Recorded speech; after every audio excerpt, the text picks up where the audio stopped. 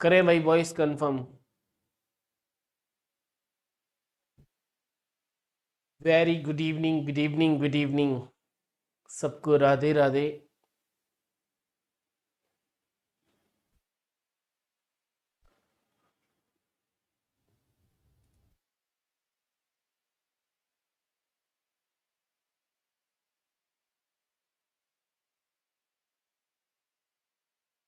चलिए, सबका कहना है सर आवाज बिल्कुल आ रही है। ठीक है भाई, स्टार्ट करते हैं आज का सेशन।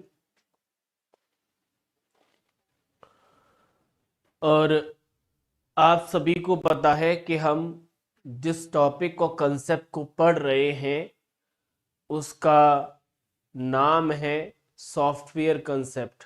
क्या नाम है? सॉफ्टवेयर कंसेप्ट के बारे में पढ़ रहे हैं, ठीक है। अगर पूछा जाए कि अभी तक हम क्या डिस्कस कर चुके हैं तो आप कहेंगे कि सबसे पहले सॉफ्टवेयर की कुछ डेफिनेशंस थी जिनके बारे में हमने समझा था, यानी कुछ परिभाषाएं थी अलग अलग टर्म की, उनके बारे में हमने डिस्कस किया। चाहे वो खुद सॉफ्टवेयर हो, प्रोग्राम, एल्गोरिथम, फ्लो चार्ट, सबको बहुत अच्छे ढंग से समझा। देन आगे गए थे तो हमने सॉफ्टवेयर के टाइप्स की बात करी। टाइप्स के बाद यूज के आधार पर सॉफ्टवेयर का क्लासिफिकेशन निकला था, चाहे वो फ्रीवेयर हो, मैलवेयर हो, हमारा मैलिशियस हो, ठीक है ना, ये ओपन सोर्स वगैरह, इन सभी क्लासिफिकेशन के आधार पर सॉफ्टवेयर की बात करी। और फिर हमने सॉफ्टवेयर को और अच्छे से समझने के लिए उसके टर्म्स की चर्चा करी, चाहे वो हमारा पैच हो, बग हो, सर्विस पैक हो, एपीआई है, ये सभी टर्म्स कहीं ना कहीं हमने देखे थे। अगर हम थोड़ा और बढ़ेंगे तो जब हमने टाइप्स का जिक्र किया था तो हम जानते थे कि हमारा जो टाइप है सॉफ्टवेयर दो प्रकार का निकलता है, सिस्टम और एप्लीकेशन, ठीक है। सिस्टम में जब हम गए थे तो सबसे इंपॉर्टेंट जो निकल के आया था उसका नाम था ऑपरेटिंग सिस्टम, और जो प्रीवियस सेशन हुआ था उसमें हमने ऑपरेटिंग सिस्टम की ही चर्चा करी। ऑपरेटिंग सिस्टम का डेफिनेशन तो आपको पता होगा, यानी ऑपरेटिंग सिस्टम वो सिस्टम सॉफ्टवेयर होता है जो किसी यूजर को एप्लीकेशन चलाने या किसी हार्डवेयर से कम्युनिकेट करने के लिए इंटरफेस प्रदान करता था, हमारा ऑपरेटिंग सिस्टम, ये डेफिनेशन था। जब हमने ऑपरेटिंग सिस्टम पढ़ा तो ऑपरेटिंग सिस्टम के कुछ हिस्ट्री पॉइंट की बात करी थी, चाहे वो पहला ऑपरेटिंग सिस्टम जब हमारा पहला कंप्यूटर Z1 आया था बिना ऑपरेटिंग सिस्टम के था, और पहला जो ऑपरेटिंग सिस्टम आया था बैच ऑपरेटिंग सिस्टम जो जनरेशन नंबर 1 और 2 दोनों में अवेलेबल था। उसके बाद हम यूनिक्स के साथ गए 1969 में। देन उसके बाद 1977 में हमारा एप्पल ने लॉन्च किया। फिर हमारा विंडोज जो कि माइक्रोसॉफ्ट ने लॉन्च किया 1985 में। फिर 1991 में लाइनेक्स की मैंने बात करी। ये कुछ हिस्ट्री के पॉइंट थे जिनका हमने जिक्र किया। देन आगे गए थे तो आगे जाने पर हमने कंपोनेंट की बात करी थी। किसकी बात करी थी? कंपोनेंट की बात करी थी कि हमारे कंपोनेंट हमारे दो थे। कौन कौन से? सेल और कर्नेल। अगर मैं आपसे पूछूं कि सेल का क्या काम था तो सेल यूजर की कमांड के साथ इंटरेक्ट करता है और कर्नेल का संबंध था हार्डवेयर से, यानी सेल हमारा कमांड इंटरप्रेटर होता है। सेल आउटर मोस्ट लेयर था और कर्नेल की बात करें तो इनर मोस्ट होता है। जो भी काम करने होते हैं वो हमारे कर्नेल ही करता है। अब काम की बात आ गई है तो आपने देखा था कि हमारे ऑपरेटिंग सिस्टम के हमने फंक्शंस की बात करी थी और बोला था कि ऑपरेटिंग सिस्टम के जितने भी फंक्शन हैं उनके नाम में ही उनका डेफिनेशन है। जैसे कौन कौन से फंक्शन? सर प्रोसेस मैनेजमेंट, यानी प्रोसेस को क्रिएट, उसको वेटिंग, टर्मिनेट, ये सारी चीजें हमारे प्रोसेस में जा रही थी। देन उसके बाद device, memory, security, input output, job, networking, file management, ये सारे फंक्शन हमारे ऑपरेटिंग सिस्टम के ही थे। सही बात है। और हम जब आगे गए थे तो हमने ऑपरेटिंग सिस्टम के टाइप्स की बात करी थी, जिनमें पहला बैच था, बोला था तो पहला बैच ही होता है, और बैच जिस प्रिंसिपल पर काम करता था उसका नाम था फर्स्ट कम फर्स्ट सर्व, यानी जो पहले आएगा वही पहले पाएगा। और बैच में एक बात और जानी थी कि बैच हमारे कंप्यूटर से सीधे इंटरेक्ट नहीं करता था, ठीक है। इसके अलावा हमने कुछ और भी टाइप्स की बात करी थी, चाहे वो डिस्ट्रीब्यूटेड ऑपरेटिंग सिस्टम क्यों ना हो। डिस्ट्रीब्यूटेड के अलावा हमने मल्टीटास्किंग की बात करी थी, मल्टीटास्किंग। और आप सभी को पता है कि मल्टीटास्किंग को ही हम टाइम शेयरिंग के नाम से जानते हैं, क्योंकि टाइम शेयरिंग की वजह से ही मल्टीटास्किंग परफॉर्म हो पाता था, सही है ना। आगे गए थे तो हमने रियल टाइम की बात करी थी, जो कि रोबोट या फिर हमारी जो इमेज प्रोसेसिंग यानी एमआरआई वाली मशीन होती है उनमें देखने के लिए मिलता था। हमने मोबाइल की बात करी थी जो कि आपके मोबाइल डिवाइस में है। हमने नेटवर्क की बात करी थी जो कि सर्वर पर यूज होता है, और बोला था कि लाइनेक्स सर्वर पर सबसे ज्यादा यूज होने वाला ऑपरेटिंग सिस्टम है। क्यों? क्योंकि इसमें वायरस अटैक नहीं होता, यानी एंटीवायरस की जरूरत नहीं पड़ती, इसीलिए सर्वर पर हम लोग डील करते हैं। जब आगे गए तो हमने फिर एग्जाम्पल्स की बात करी कि हमारे एग्जाम्पल्स कौन कौन से होते हैं, और एग्जाम्पल में हमने दो कैटेगरी बनाई थी, एक हमारे कंप्यूटर या लैपटॉप में चलने वाले, दूसरे हमारे मोबाइल में चलने वाले। अगर मैं कंप्यूटर की बात करूं तो आप बोलेंगे कि हमारे पास कंप्यूटर में जो थे विंडोज था, विंडोज कंप्यूटर में यूज होता है जो कि माइक्रोसॉफ्ट का है, मैक जो कि एप्पल कंपनी का है, लाइनेक्स है, हमारे पास यूनिक्स है, और यूनिक्स के अलावा हमारे पास डॉस था। ये वो ऑपरेटिंग सिस्टम थे जो हमारे कंप्यूटर या पीसी लैपटॉप में यूज होते हैं। देन उसके बाद आगे गए थे तो आगे जाने पर हमें मोबाइल वाले ऑपरेटिंग सिस्टम मिले हुए। ये देखो, ये पीसी या लैपटॉप के हैं, और ये अब मैं मोबाइल वाले बताने जा रहा हूं। अब मैं आपको मोबाइल वाला बता रहा हूं। मोबाइल में हमारे पास सबसे पॉपुलर था एंड्रॉइड। एंड्रॉइड के अलावा आईओएस था, ये पॉपुलर था, बाकी थे तो और भी, बट इतने से काम हो जाएगा। आईओएस मैक का जो कि आईफोन में देखने के लिए मिलता था। फिर हमने ऑपरेटिंग सिस्टम के कुछ फंक्शन की बात करी, सॉरी टर्म्स की बात करी थी, चाहे वो डेडलॉक हो, सेगमेंटेशन हो, ठीक है ना, स्वैपिंग हो, डायग्नोस्टिक हो, ट्रबल शूटिंग हो, ठीक है। इसके अलावा कुछ और भी टर्म थे, चाहे वो सॉफ्टवेयर में थे, ये मुझे थोड़ा कोडेक, हाँ सॉफ्टवेयर में पढ़ा था। यहाँ पर हमने इतना ही जिक्र किया और बोला था कि प्रोसेस को थोड़ा मैंने और अच्छे लेवल पे पढ़ाया था, ठीक है। यहां तक जितनी चर्चा मैंने अभी तक करी वो सब हम ऑलरेडी डिस्कस कर चुके हैं। अब जर्नी में आगे हमने जब ऑपरेटिंग सिस्टम के एग्जांपल्स की बात करी तो तरीका ये कहता है कि आगे आने वाले लेक्चर्स में हमें ये जो एग्जांपल्स हैं, चाहे वो हमारे पास विंडोज है, चाहे हमारे पास ये मैक है, वैसे मैं इंट्रोड्यूस कर चुका हूं, फिर भी लाइनेक्स है, डॉस है, इनको हमें पढ़ना है। लेकिन भाई कुछ ऐसे टर्म्स थे हमारे, जब हमने सॉफ्टवेयर या ऑपरेटिंग सिस्टम की बात करी तो जो बार बार यूज हो रहे थे, तो मैंने आज प्लान किया कि क्यों ना सॉफ्टवेयर के कुछ डिफरेंट जो टर्म्स है ना उनके बारे में डील किया जाए।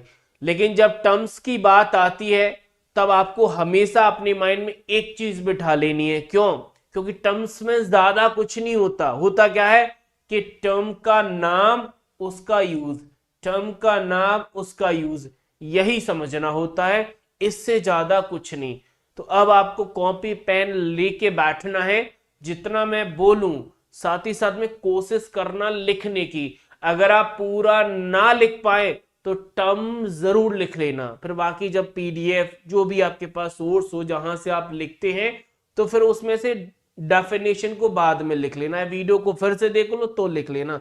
लेकिन मुझे सबकी नोटबुक में भाई कम से कम टर्म लिखे तो मिलने ही चाहिए, तभी काम चलेगा। अब यहां पर टर्म्स थोड़े ज्यादा है, कम से कम 7-8 टर्म है, तो थोड़ा सेशन लंबा भी हो जाए तो घबराना मत, ठीक है।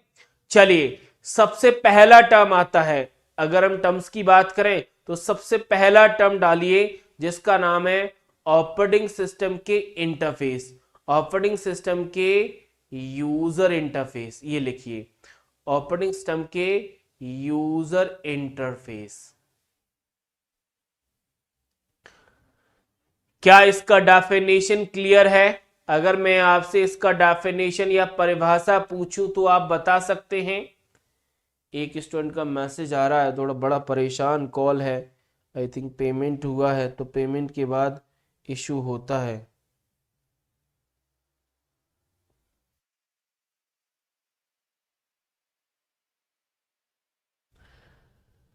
यार क्या वीडियो कॉल नहीं करना यार,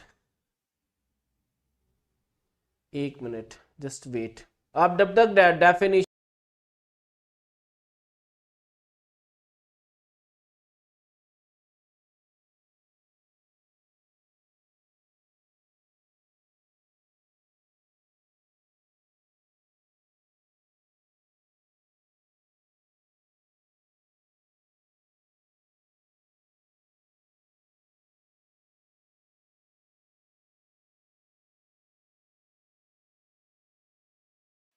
किसी को अगर डेफिनेशन पता है तो कमेंट बॉक्स में। सर आपको ठंड नहीं लगती, रोहित जी का मैसेज है। रोहित, ठंड का तो मैं डेली जिक्र करता हूँ, ग्वालियर में होता ना तो ठंड बहुत लगती, लेकिन इंदौर में तो यहाँ ठंड है ही नहीं, रात को डेली पंखा चलाना पड़ता है, ये हालत है।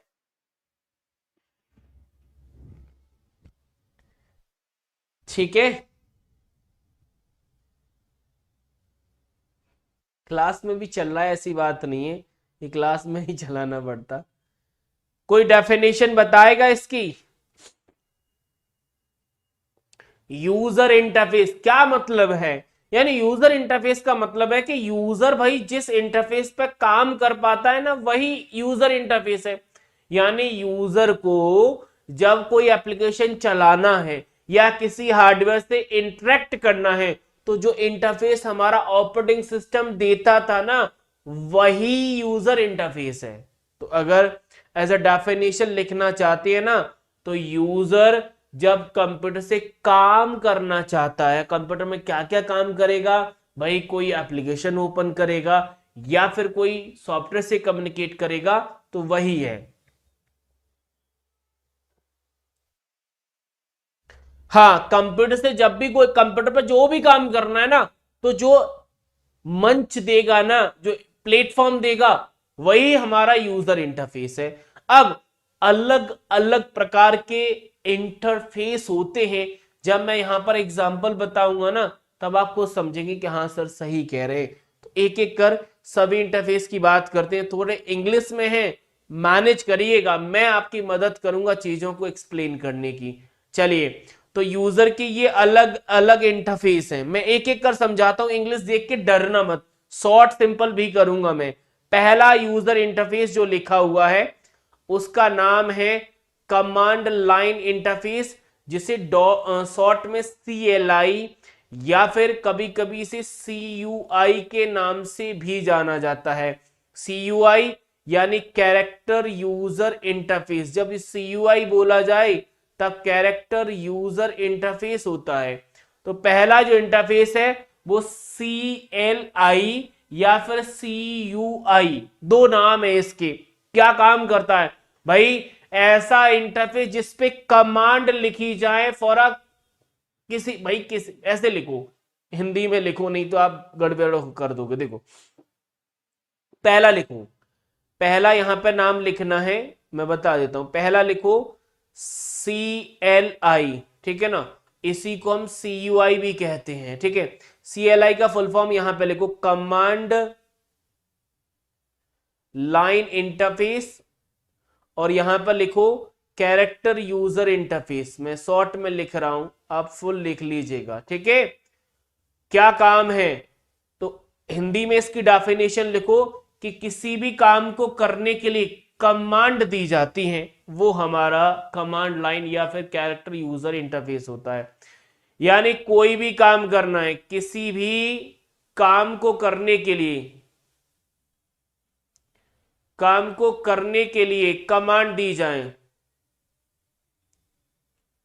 करने के लिए कमांड दी जाए, कमांड, वही हमारा CLI आई या फिर CUI होता है। लिख लिया डेफिनेशन।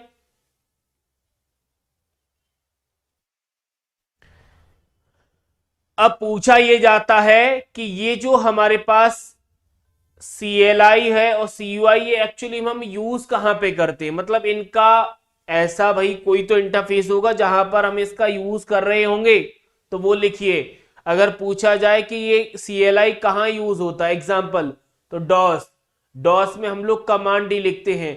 डॉस के अलावा लाइनेक्स, लाइनेक्स में कमांड लिखी जाती है, और यूनिक्स। ये तीन पॉपुलर एग्जांपल हैं CUI और CLI के। ऐसे लिखना है आपको, मदद मैं करूंगा आपकी, लेकिन पेन आपको चलाना पड़ेगा थोड़ा सा। अब मैं गारंटी नहीं ले रहा कि क्वेश्चन ऐसे ही आएगा, तो क्वेश्चन ऐसे नहीं आता, हमें रिलेट करना पड़ता, वो रिलेशन में सिखाऊंगा क्वेश्चन में। अभी आप थोड़ा सा कलेक्शन तो कर लो डेटा का, उसका यूज हम देखेंगे। ठीक है, लिख लिया, एक दो लिखाऊंगा फिर आप समझ जाएंगे। दूसरा, GUI यानी graphical user interface. Graphical user interface, कुछ लोग ये भी कहते हैं सर जो आप लिख रहे हैं ना इंग्लिश में, इसे भी हिंदी में लिखा करें। तो भाई इतना थोड़ा सा प्रयास करो भाई, क्योंकि जब आप मोबाइल चलाते हैं, कोई भी डिवाइस चलाते हैं, उसका नाम भाई हिंदी में नहीं लिखा रहता, इंग्लिश में ही लिखा रहता है। तो जब व्हाट्सएप को आप व्हाट्सएप पढ़ लेते, हिंदी में नहीं पढ़ते, तो यहां पर हैबिट बनानी पड़ेगी, एकदम नहीं आएगा, ये मैं भी समझ रहा हूं।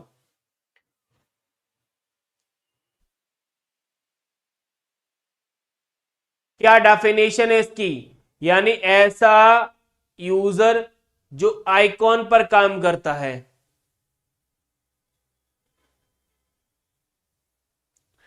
आइकॉन, ऐसा यूजर इंटरफेस जो आइकॉन पर काम करता है।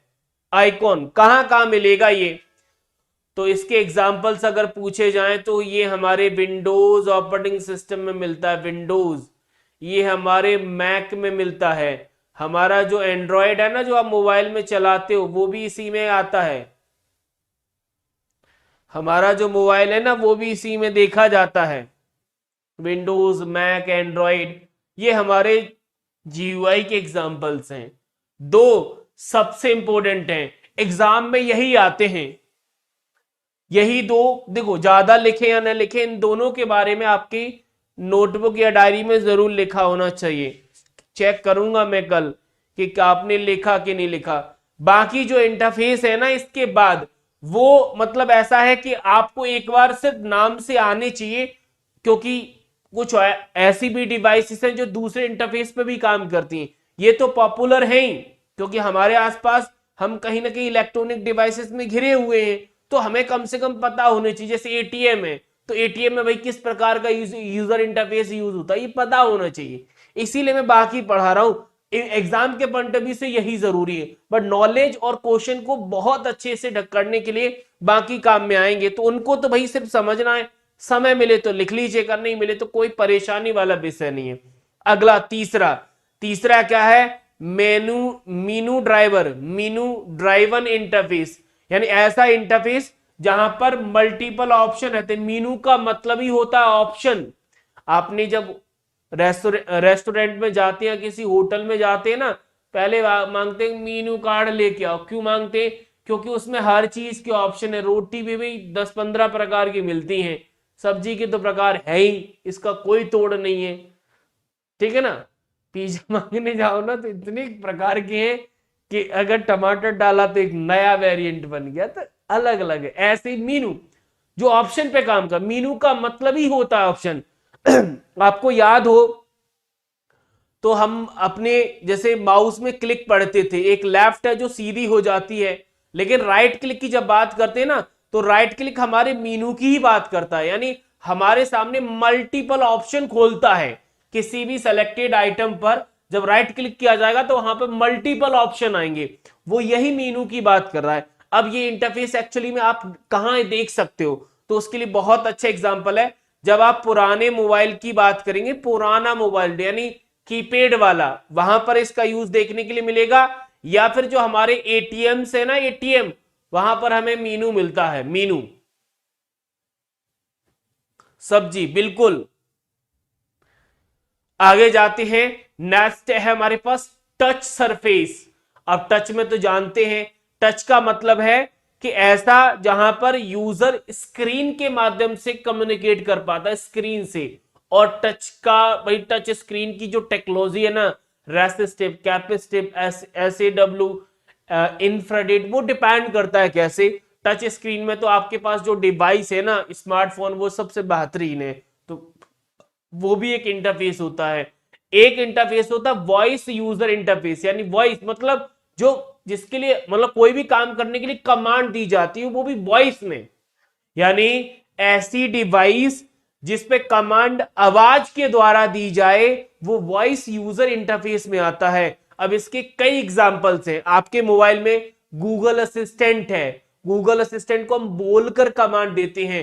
एप्पल की डिवाइस में सिरी होता है। अगर आप जाएंगे अमेजोन की डिवाइस में तो एलेक्सा होता है। यानी पर्सनल डिजिटल जो असिस्टेंट है ना, वो जो काम करते हैं वो इसी पर बेस्ड है, वॉइस पर, यानी जिसे कमांड हम बोल कर देंगे वो वॉइस यूजर इंटरफेस है। नाम बहुत जरूरी है। अब ये देखो, आप वॉइस यूजर इंटरफेस भले ही आपको याद ना रहे, बट वॉइस के लिए आप इनको लिख के रख लो, यानी जो वॉइस कमांड पर काम करते हैं इनको हम बोलकर कमांड देते हैं तब ये काम करेंगे। सबसे पहला होता है गूगल असिस्टेंट। ये आपको जब इंटरनेट पढ़ोगे ना आगे तब काम आएंगे, ये गूगल का असिस्टेंट है। फिर आता है हमारे एप्पल के मोबाइल में सिरी होता है, कोई भी काम करना है। और एलेक्सा होता है हमारे अमेजोन की डिवाइस में।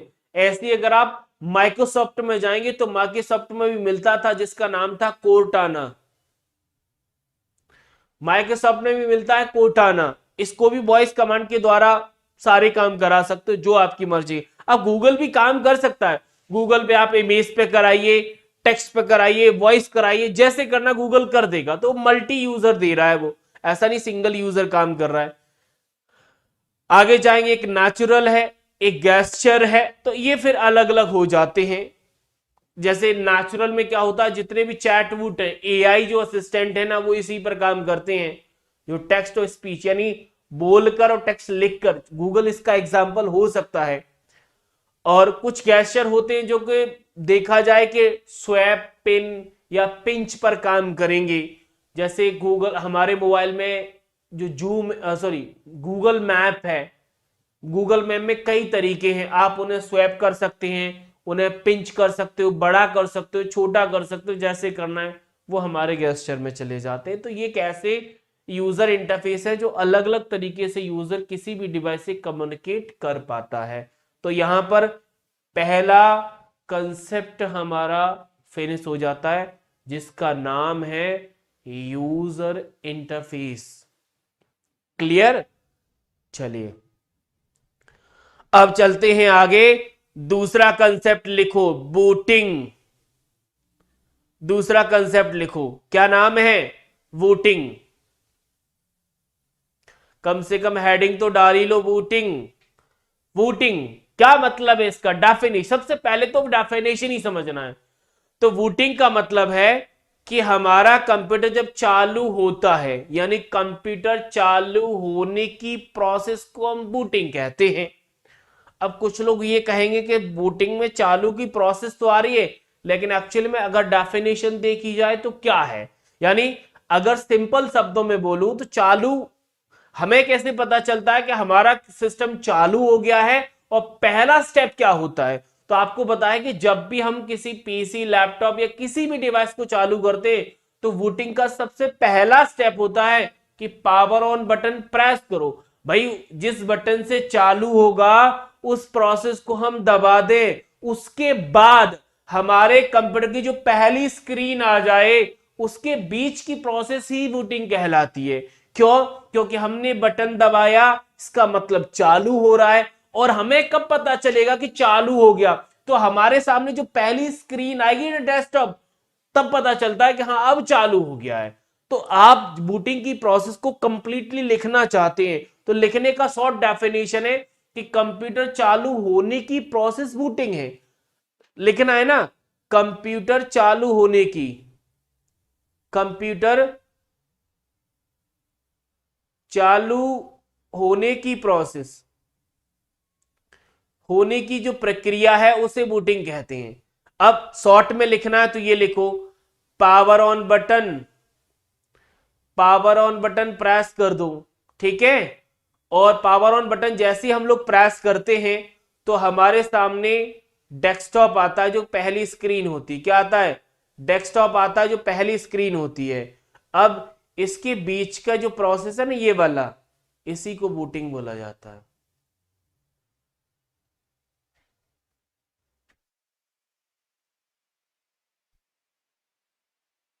बूटिंग के अगर टाइप पूछे जाएं, बूटिंग कितने प्रकार की है, यानी कंप्यूटर हमारा कितने प्रकार से चालू होता है, तो बूटिंग दो प्रकार की होती है। एक होती है वार्म बूट और दूसरी होती है हार्ड बूट। वार्म बूट और हार्ड बूट, बहुत आसानी से समझने के लिए इनकी डेफिनेशन, वार्म बूट का मतलब है कंप्यूटर रीस्टार्ट किया जाए, रीस्टार्ट, वो वार्म बूट में आता है। और इनिशियल,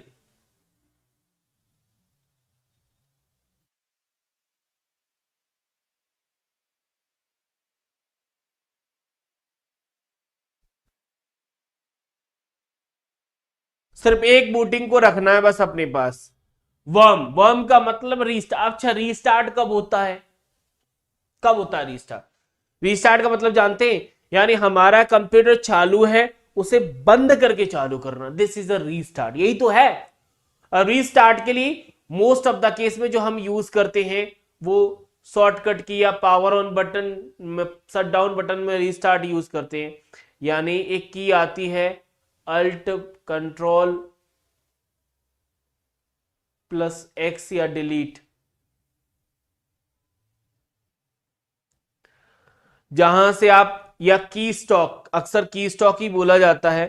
तो वर्म का मतलब होता है रीस्टार्ट, यानी बंद करके फिर से चालू करना।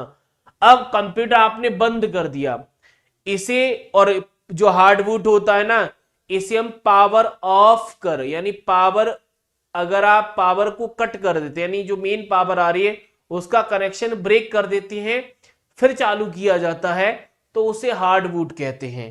क्या कहते हैं? हार्ड। सर रीस्टार्ट मतलब फिर से करना। फिर से, देखो अभिजीत आप सही कह रहे हैं, फिर से करने का मतलब है, यानी हमारा कंप्यूटर चालू है, उसे बंद करके चालू करना, दिस इज रीस्टार्ट। लेकिन हमारा कंप्यूटर जैसे हमने अभी बंद कर दिया और हम अपना जो पावर का प्लग है वो निकाल दें, फिर चालू करें, तो वो हार्ड बूट में चला जाएगा, ठीक है। अब जो बॉम्ब बूट होता है ना, इसे हम सॉफ्ट बूट के नाम से जानते हैं, और जो हार्ड बूट होता है इसे कोल्ड बूट के नाम से। सॉफ्ट का मतलब होता है कि भाई तरोताजा है, अभी बहुत और कोई सारी चीजें अभी लोडिंग हुई हैं। कोल्ड का मतलब है कि बहुत पहले से बंद पड़ा है, अब चालू होगा, ठीक है। यह सिस्टम बंद करके चालू करना। अब आता है हमारे पास अगला concept, boot sequence. Boot sequence का मतलब होता है कि हम कंप्यूटर जब चालू करेंगे तो भाई उसका एक प्रोसेस क्या है। अगर वो प्रोसेस समझ में आ गया तो बूटिंग में यूज होने वाले सारे एलिमेंट समझ में आ जाएंगे। देखो बूट सीक्वेंस में मतलब है कि कंप्यूटर जब चालू होता है कि कौन कौन से कंपोनेंट या फिर हमारे सॉफ्टवेयर काम में आते हैं, वही बूट सीक्वेंस होता है। तो देखा जाए तो जो काम में आता है, सबसे पहले हमारे पास बूट लोडर काम में आता है। फिर हमारे पास बूट डिवाइस काम में आती है, बूट डिवाइस, लोडर के आगे बूट लोडर लिख लो।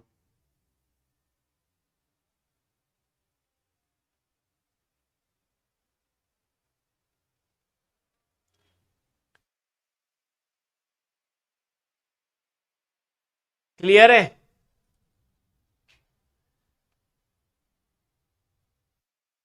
हाँ, सो के जगना, देखो सो के जगना बिल्कुल कह सकते हैं, लेकिन दिन में जो सोना होता है उसे रीस्टार्ट बॉम्ब में रख सकते हैं। एक होता है हमारे पास बूट सीक्वेंस। बूटिंग डिवाइस सबसे कॉमन है, मतलब सबसे जरूरी भी है। क्यों? बूटिंग डिवाइस का मतलब है वो डिवाइस जिसमें हमारा ऑपरेटिंग सिस्टम स्टोर हो, यानी ऑपरेटिंग सिस्टम हमारा कहां पर है, वो डिवाइस बूटिंग डिवाइस कहलाती है। अब ऑपरेटिंग सिस्टम हमारा फ्लॉपी डिस्क में हो सकता है, वैसे अब इसका यूज होता नहीं है, तो फ्लॉपी हटाओ, फ्लॉपी में हटा दो भाई। हार्ड डिस्क में हो सकता है, हमारा एसएसडी में हो सकता है। हमारा ऑपरेटिंग सिस्टम किस डिवाइस में हो सकता है? देखो, ऑपरेटिंग सिस्टम के लिए दो मेमोरी मैंने कल भी बताई थी कि हमारा ऑपरेटिंग सिस्टम दो डिवाइस का यूज करता है। पहला, जिस डिवाइस में स्टोर रहता है वो हमारी सेकेंडरी मेमोरी है, जिसमें हार्ड डिस्क और एसएसडी आती है। वो डिवाइस जिसमें वर्किंग रहता है वो हमारी मेन मेमोरी है, जिसमें रैम आती है। बूट लोडर का क्या मतलब है? बूट लोडर का मतलब है कि भाई, जब आपने पढ़ा होगा कि जब हमारा कंप्यूटर चालू होता है तो चालू होने के लिए ऑपरेटिंग सिस्टम मेन मेमोरी में जाता है, यानी ऑपरेटिंग सिस्टम को मेन मेमोरी में लोड कराता है। तो ऑपरेटिंग सिस्टम को जो मेन मेमोरी में लोड कराता है वही बूट लोडर है। भाई, चालू करने के लिए ऑपरेटिंग सिस्टम को जो लोड करेगा वही लोडर है। अब लोडर का काम कहां पर है? और भी कुछ ऐसे टर्म है जिनका यूज होता है, उसके लिए मैं चाहूंगा कि आप एक फिगर है इसका स्क्रीनशॉट ले लो। इस फिगर का स्क्रीनशॉट ले लो। ये फिगर आपको अपनी नोटबुक में बनाना है। कौन सा बनाना है? देखो, दोनों बना लो, अच्छी बात है। नहीं तो ये वाला तो आपको बनाना ही बनाना है, जिसमें पूरा बूटिंग प्रोसेस आपको समझ में आ जाएगा, पूरा का पूरा। ठीक है, अब मैं समझाता हूं, इसका आप बना लेना। अब एक एक कर समझिए। देखो, सबसे पहले बूटिंग प्रोसेस में सबसे पहला आ रहा है पावर ऑन। पावर ऑन का मतलब है कि बूटिंग का सबसे पहला स्टेप है कि सबसे पहले पावर ऑन बटन को हमें प्रेस करना पड़ेगा। देन उसके बाद जैसे ही पावर ऑन बटन प्रेस होता है तो हमारा जो बायोस है ना, बायोस जानते हैं sir, basic input basic input output system. Basic input output system क्या काम है? बायोस हमारे कंप्यूटर में जितने भी पैरिफेरल्स हैं उनकी चेकिंग करता है। तो लिख सकते हैं कि बायोस परफॉर्म द पोस्ट, यानी बायोस पोस्ट को परफॉर्म करता है। तो कुछ लोग पूछ सकते हैं ये पोस्ट क्या है? पोस्ट का फुल फॉर्म होता है power on self test. POST का फुल फॉर्म होता है पावर ऑन सेल्फ टेस्ट, लेकिन ये होता क्या है वो समझिए। तो हमारा जो पावर ऑन सेल्फ टेस्ट है ना, यानी जितनी भी पैरिफेरल्स हैं, जितनी भी पीडी है हमारे पीसी में कनेक्टेड, उनकी चेकिंग, यानी पीडी की चेकिंग करने का काम है भाई। पीडी की जो चेकिंग करता है वो हमारे बायोस का, मतलब बायोस जो परफॉर्म कर रहा है ना पोस्ट, उसी पोस्ट को हम पीडी की चेकिंग कहते हैं। मतलब ये है कि हमारे पीसी या लैपटॉप में कितनी डिवाइसेस कनेक्टेड हैं उनकी चेकिंग करना बायोस का काम है। और बायोस के इसी काम को हम पोस्ट कहते हैं, जिसे पावर ऑन सेल्फ टेस्ट बोला जाता है। ठीक है, इसी फिगर में लिख लीजिएगा।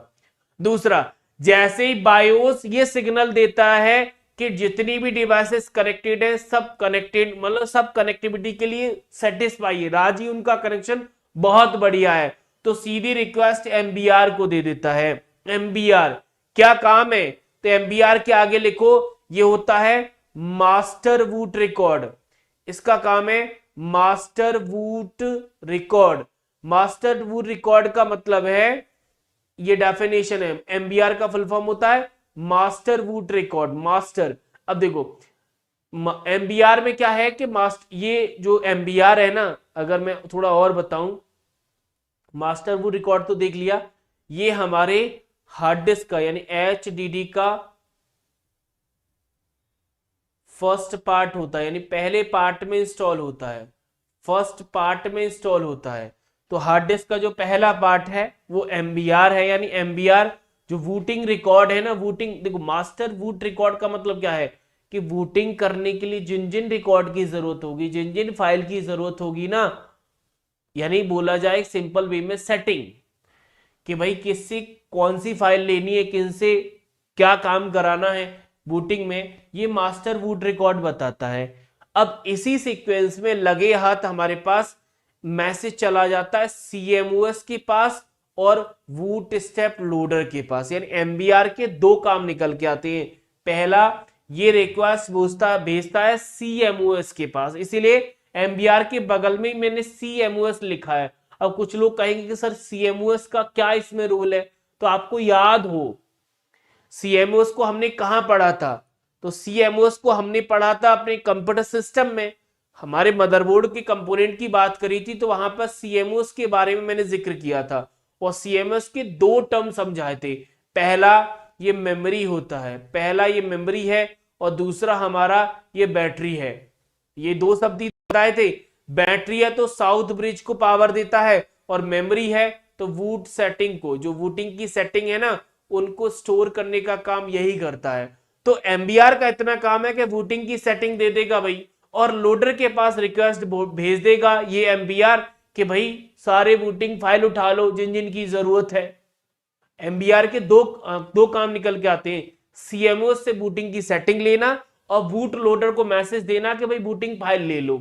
अब वोटिंग फाइल मतलब वोट लोडर वोटिंग फाइल लेगा और वोटिंग फाइल में से सबसे पहले जाएगा ऑपरेटिंग सिस्टम के पास। क्यों?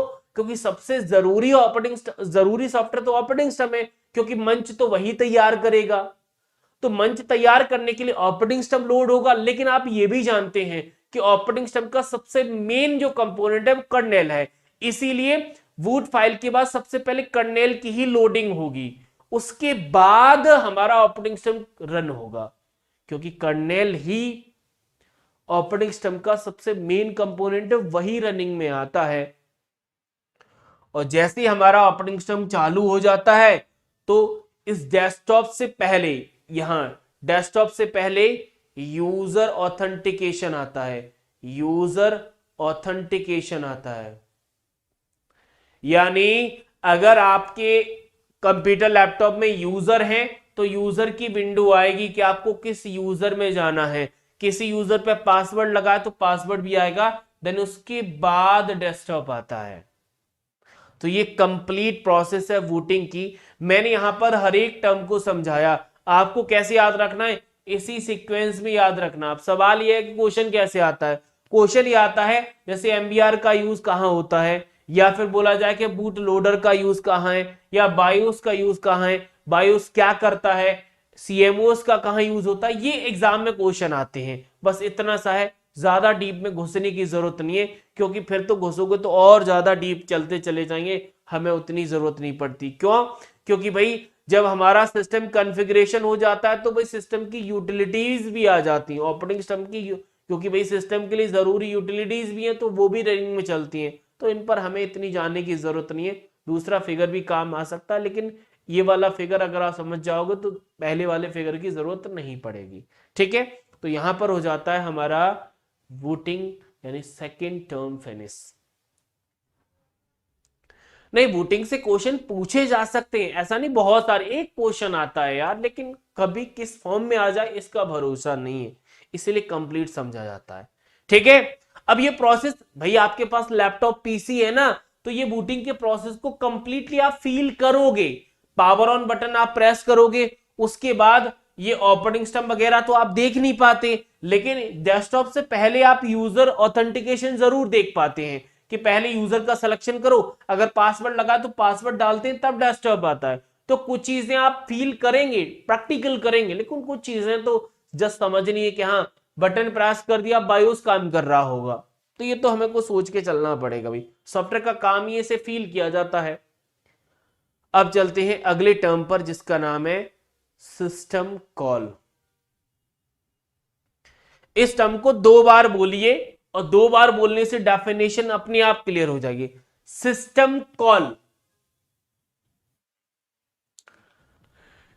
सिस्टम कॉल एक ऐसा प्रोग्राम होता है जो ऑपरेटिंग सिस्टम के कर्नेल को किसी भी काम करने के लिए रिक्वेस्ट करता है भाई, क्योंकि आप जानते हैं ऑपरेटिंग सिस्टम के कर्नेल को नहीं बोल सकते, तो आप ये कह सकते थे कि जब भी हमारे कंप्यूटर सिस्टम में कोई भी काम करना है ना, तो काम करने वाला कौन था सर? ऑपरेटिंग सिस्टम था। अब ऑपरेटिंग सिस्टम का मेन कंपोनेंट कर्नेल है, इसीलिए हम ऑपरेटिंग सिस्टम की कर्नेल को रिक्वेस्ट भेजते हैं कि भाई ये काम करना है।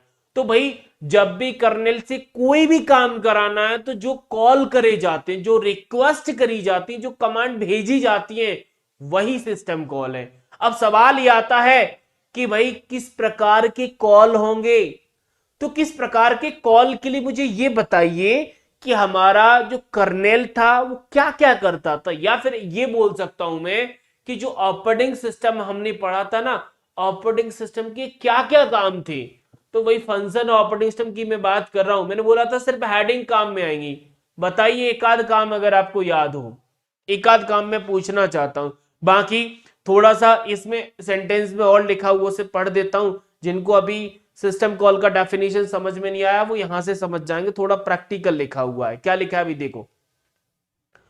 सिस्टम कॉल एक इंटरफेस की तरह काम करता है, जो यूजर लेवल जो प्रोग्राम्स होते हैं ना, उन्हें ऑपरेटिंग सिस्टम के फंक्शन को एक्सेस करने की अनुमति देता है, जिसके लिए यूजर मोड से कर्नेल मोड में जाना पड़ता है, ताकि ऐसे काम किए जा सके जिनके लिए ज्यादा परमिशन की जरूरत होती है। ये है हमारा सिस्टम कॉल। ठीक है, कोई भी काम बताओ जो हमारा ऑपरेटिंग सिस्टम करता हो।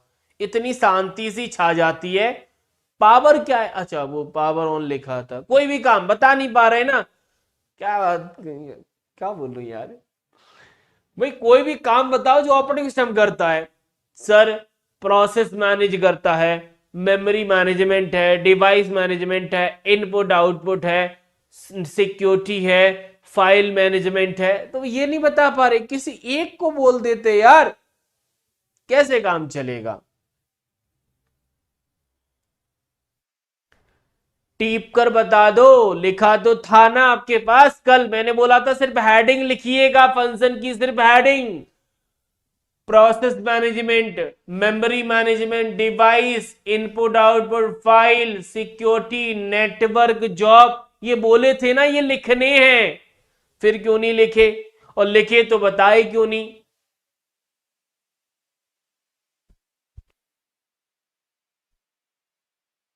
क्या सब सुनने में बिजी है, कोई लिखने का इच्छुक नहीं है यार? कैसे काम चलेगा यार? मजा नहीं आ रहा है। मतलब मुझे ये लग रहा है कि मैं अपनी ड्यूटी निभा रहा हूं, आप नहीं कर रहे। इनपुट आउटपुट हम, अब आया मजा थोड़ा सा जितेन। बाकी बताएं भाई। सिक्योरिटी मुस्कान ने सिक्योरिटी, रोहित ने सिक्योरिटी। सिस्टम कॉल की क्या भाई प्रशांत? सिस्टम कॉल की कुछ तो बोलो, क्या करता भाई?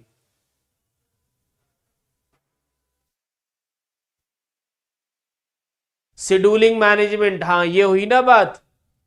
प्रोसेस मैनेजमेंट, प्रोसेसर मैनेजमेंट नहीं, प्रोसेस मैनेजमेंट। ठीक है, पर आपने प्रयास बहुत अच्छा किया।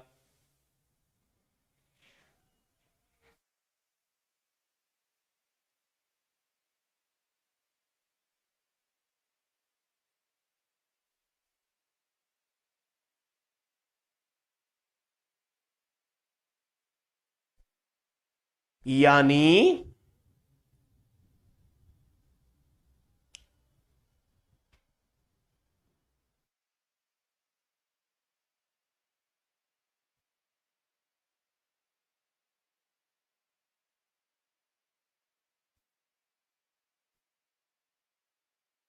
समझो बात को।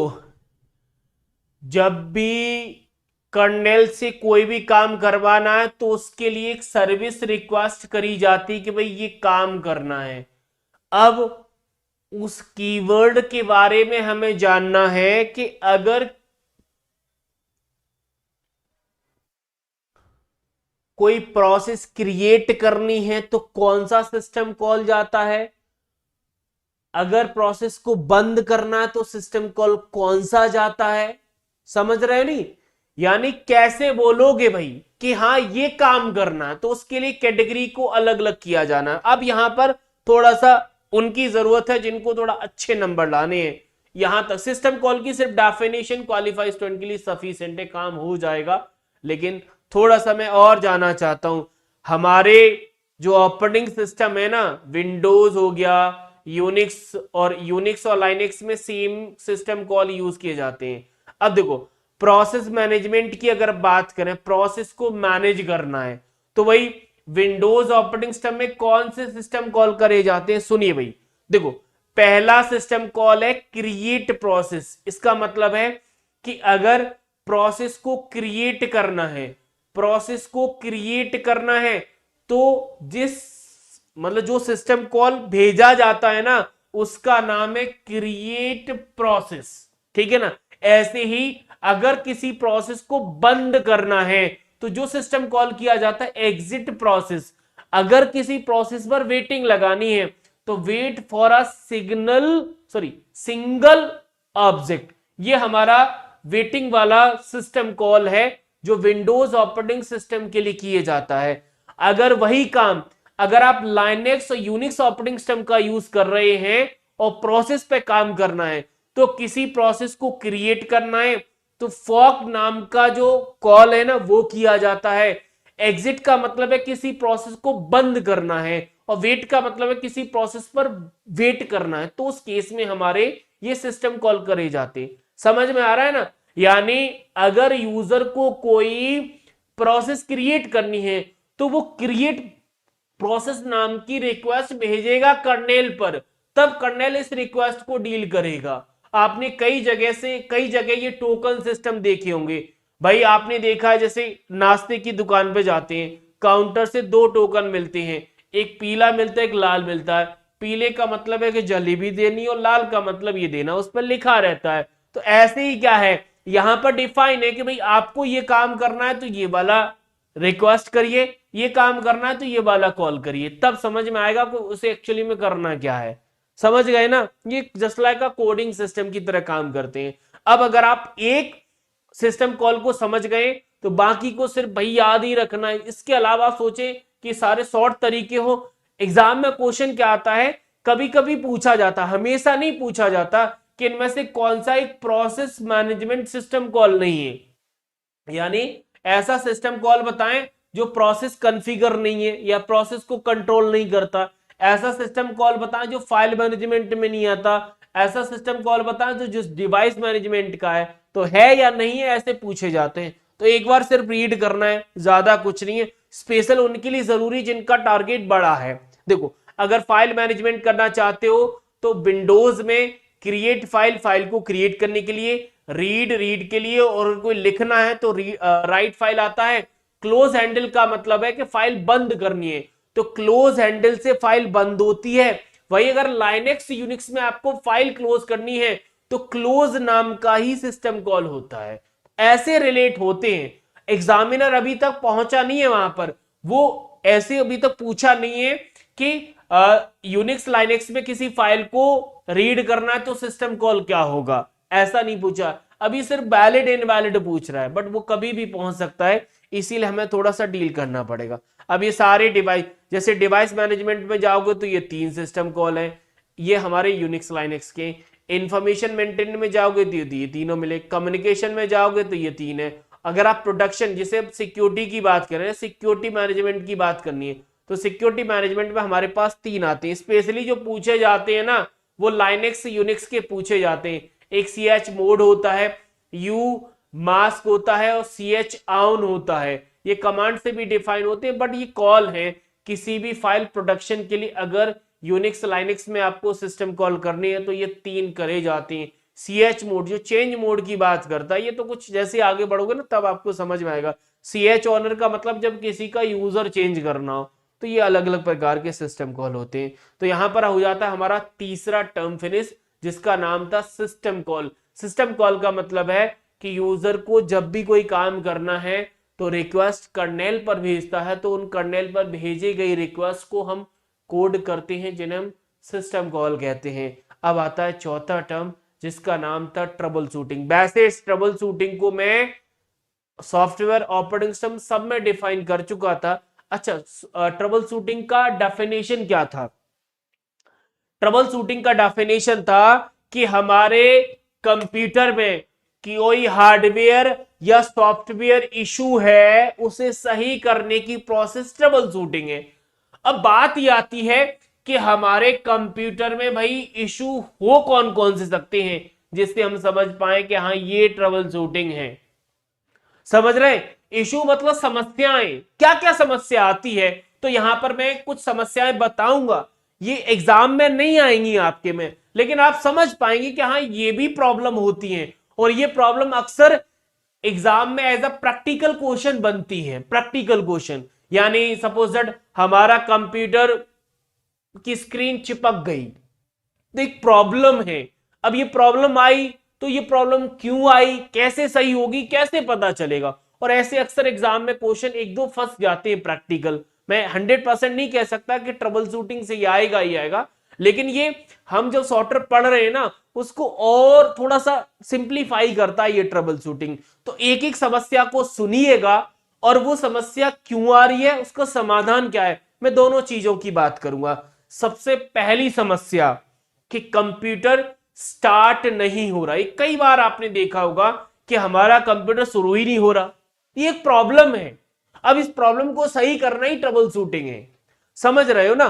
तो प्रॉब्लम कैसी भी हो, चाहे वो हार्डवेयर की हो या सॉफ्टवेयर की हो, वो ट्रबल शूटिंग होता है। इसीलिए अक्सर जब आपने, मैं सीपीसीटी का पहले जो पेपर का सॉल्यूशन कराता था ना, उसका नाम ही मैंने ट्रबल शूट कर दिया था। भाई आपकी कोई भी प्रॉब्लम हो उसको सही करनी ही ट्रबल शूटिंग है। अब कंप्यूटर चालू नहीं हो रहा, एक प्रॉब्लम है, क्या हो सकता है भाई कंप्यूटर चालू नहीं हो रहा? तो सुनिए भाई, पीसी बिल्कुल भी ऑन नहीं हो रहा है, इसका जनरल सा मतलब है कि पावर सप्लाई या जो हमारी केबल है या जो बैटरी लगी हुई है उसमें समस्या हो सकती है। भाई कंप्यूटर चालू नहीं हो रहा, इसका मतलब उसका पावर प्रॉब्लम है, क्योंकि पावर नहीं आ रही तो चालू कैसे होगा। समझ गए? दूसरी समस्या, स्क्रीन कभी कभी आपको काली नजर आती है, ब्लैंक, सॉरी ब्लैंक, काली नहीं, खाली, ब्लैंक, बिल्कुल खाली नजर आएगी। क्या मतलब है इसका? कि कंप्यूटर चल तो रहा है लेकिन डिस्प्ले पर कुछ नहीं आ रहा, ये है इसका मतलब। क्या हो सकता है सर? मॉनिटर, और मॉनिटर में इशू हो सकता है कि मॉनिटर में केबल कनेक्ट ना हो। अगर केबल प्रॉपर कनेक्ट है तो हो सकता है ग्राफिक कार्ड में प्रॉब्लम हो। क्यों? क्योंकि हमारा मॉनिटर जिस कार्ड से जुड़ता है वो ग्राफिक या वीडियो कार्ड होता है। वीडियो कार्ड ही मॉनिटर से कनेक्टिविटी डिफाइन करता है। तो केबल तो प्रॉपर कनेक्ट है, लेकिन हो सकता है वीडियो कार्ड में दिक्कत है। आपको लग रहा है वीडियो कार्ड में दिक्कत नहीं है, वो सही है, तो भाई मॉनिटर में दिक्कत है। ये इशू हो सकते हैं। तो ये तो इशू सिर्फ आपको ऐसे जानने हैं, जस्ट लाइक अ नाम से फिर ज्यादा बेहतरीन की जरूरत नहीं है। एक सेकेंड, हेलो भैया, क्लास में हूं अभी मैं।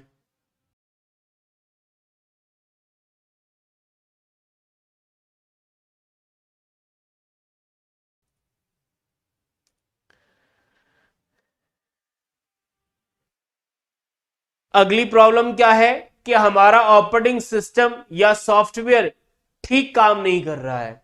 हमारा जो ऑपरेटिंग सिस्टम है या सॉफ्टवेयर है वो जब ठीक काम नहीं कर रहा है, इसका मतलब क्या है कि ऑपरेटिंग सिस्टम ऐप का जो व्यवहार है वो खराब हो गया है। यानी कभी कभी क्रैश हो जाते हैं, कभी कभी अजीब तरीके से काम करते हैं। इसका सिंपल सा मतलब है कि कोई फाइल करप्ट हो गई है या ऐसा प्रोग्राम है जो इनकम्पेटिबल है, यानी वो फाइल उस प्रोग्राम में नहीं चलाई जा सकती। उस वजह से हमारा वो ऑपरेटिंग सिस्टम, सॉरी, सॉफ्टवेयर काम नहीं करेगा या ऑपरेटिंग सिस्टम नहीं कर रहा है, तो कोई ना कोई फाइल मिसिंग, मतलब फाइल मिसिंग है जिसकी वजह से वो काम नहीं कर रहा है। ऐसे ही हमारा विंडो बूट ना करे, मतलब कंप्यूटर तो सही है लेकिन हमारा ऑपरेटिंग सिस्टम ही बूट ना करे।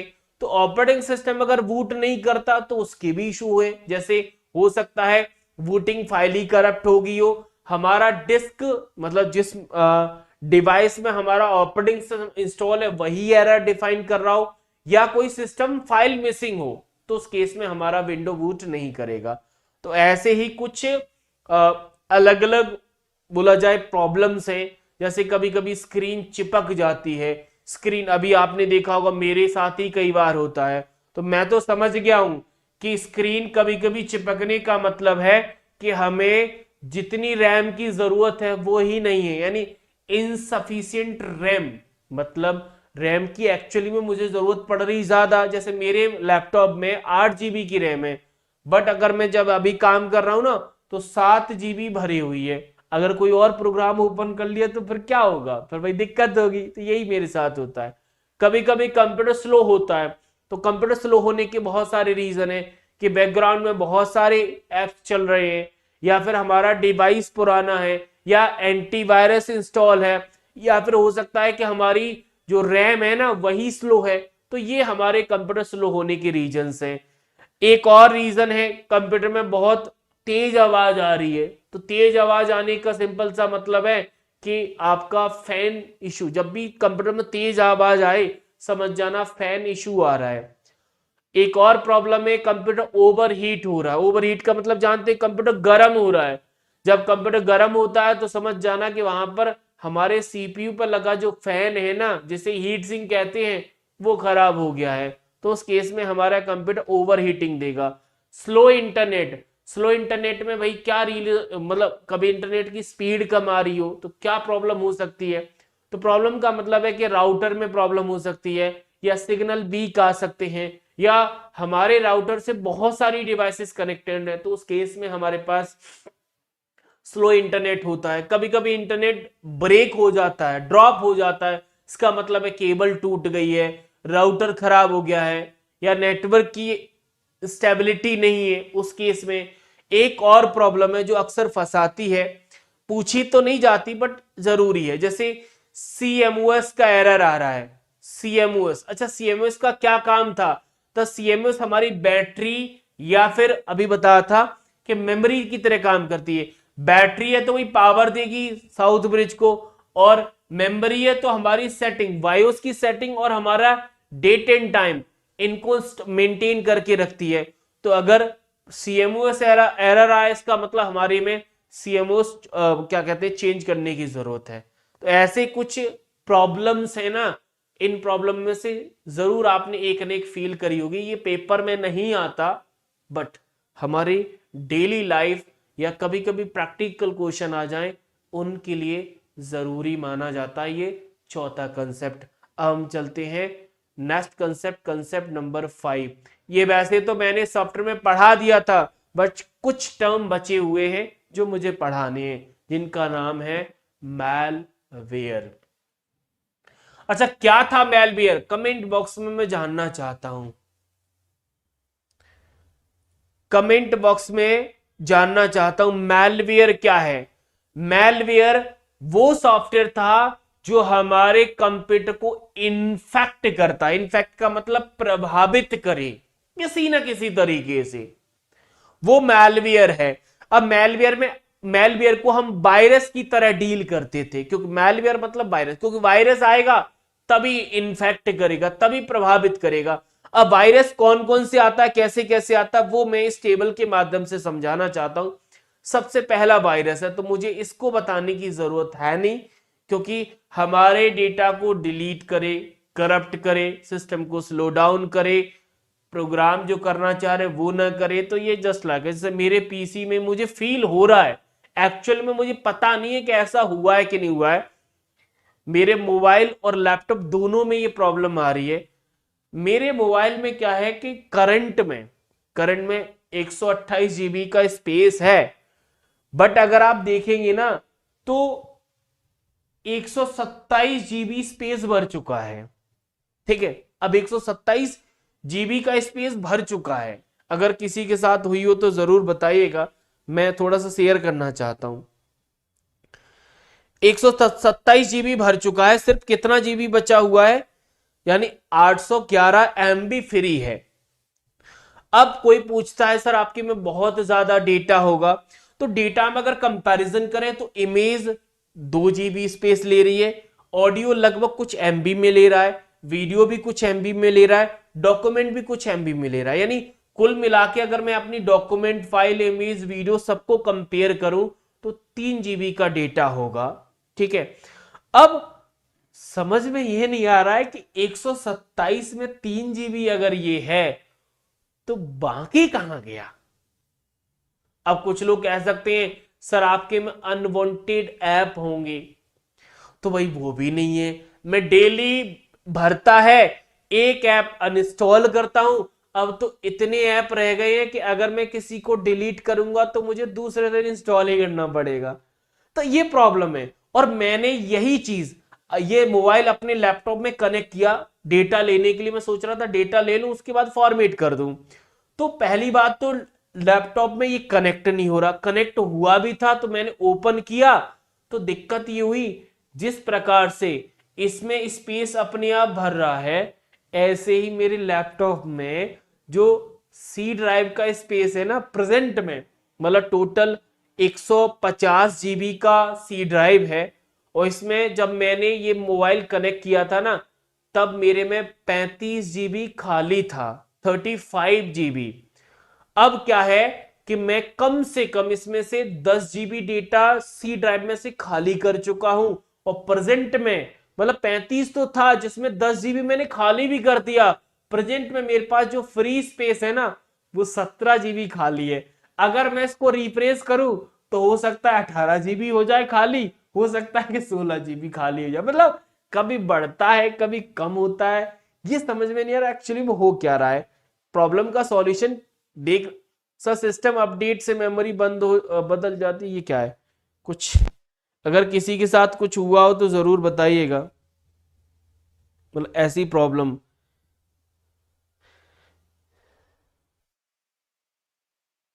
नहीं इमेज खाली नहीं, मैं भाई टोटली इमेज खा भाई 2 जीबी से ज्यादा क्या खाली करूंगा यार। एप्लीकेशन डाउनलोड फाइल डॉक्यूमेंट इनकरप्ट,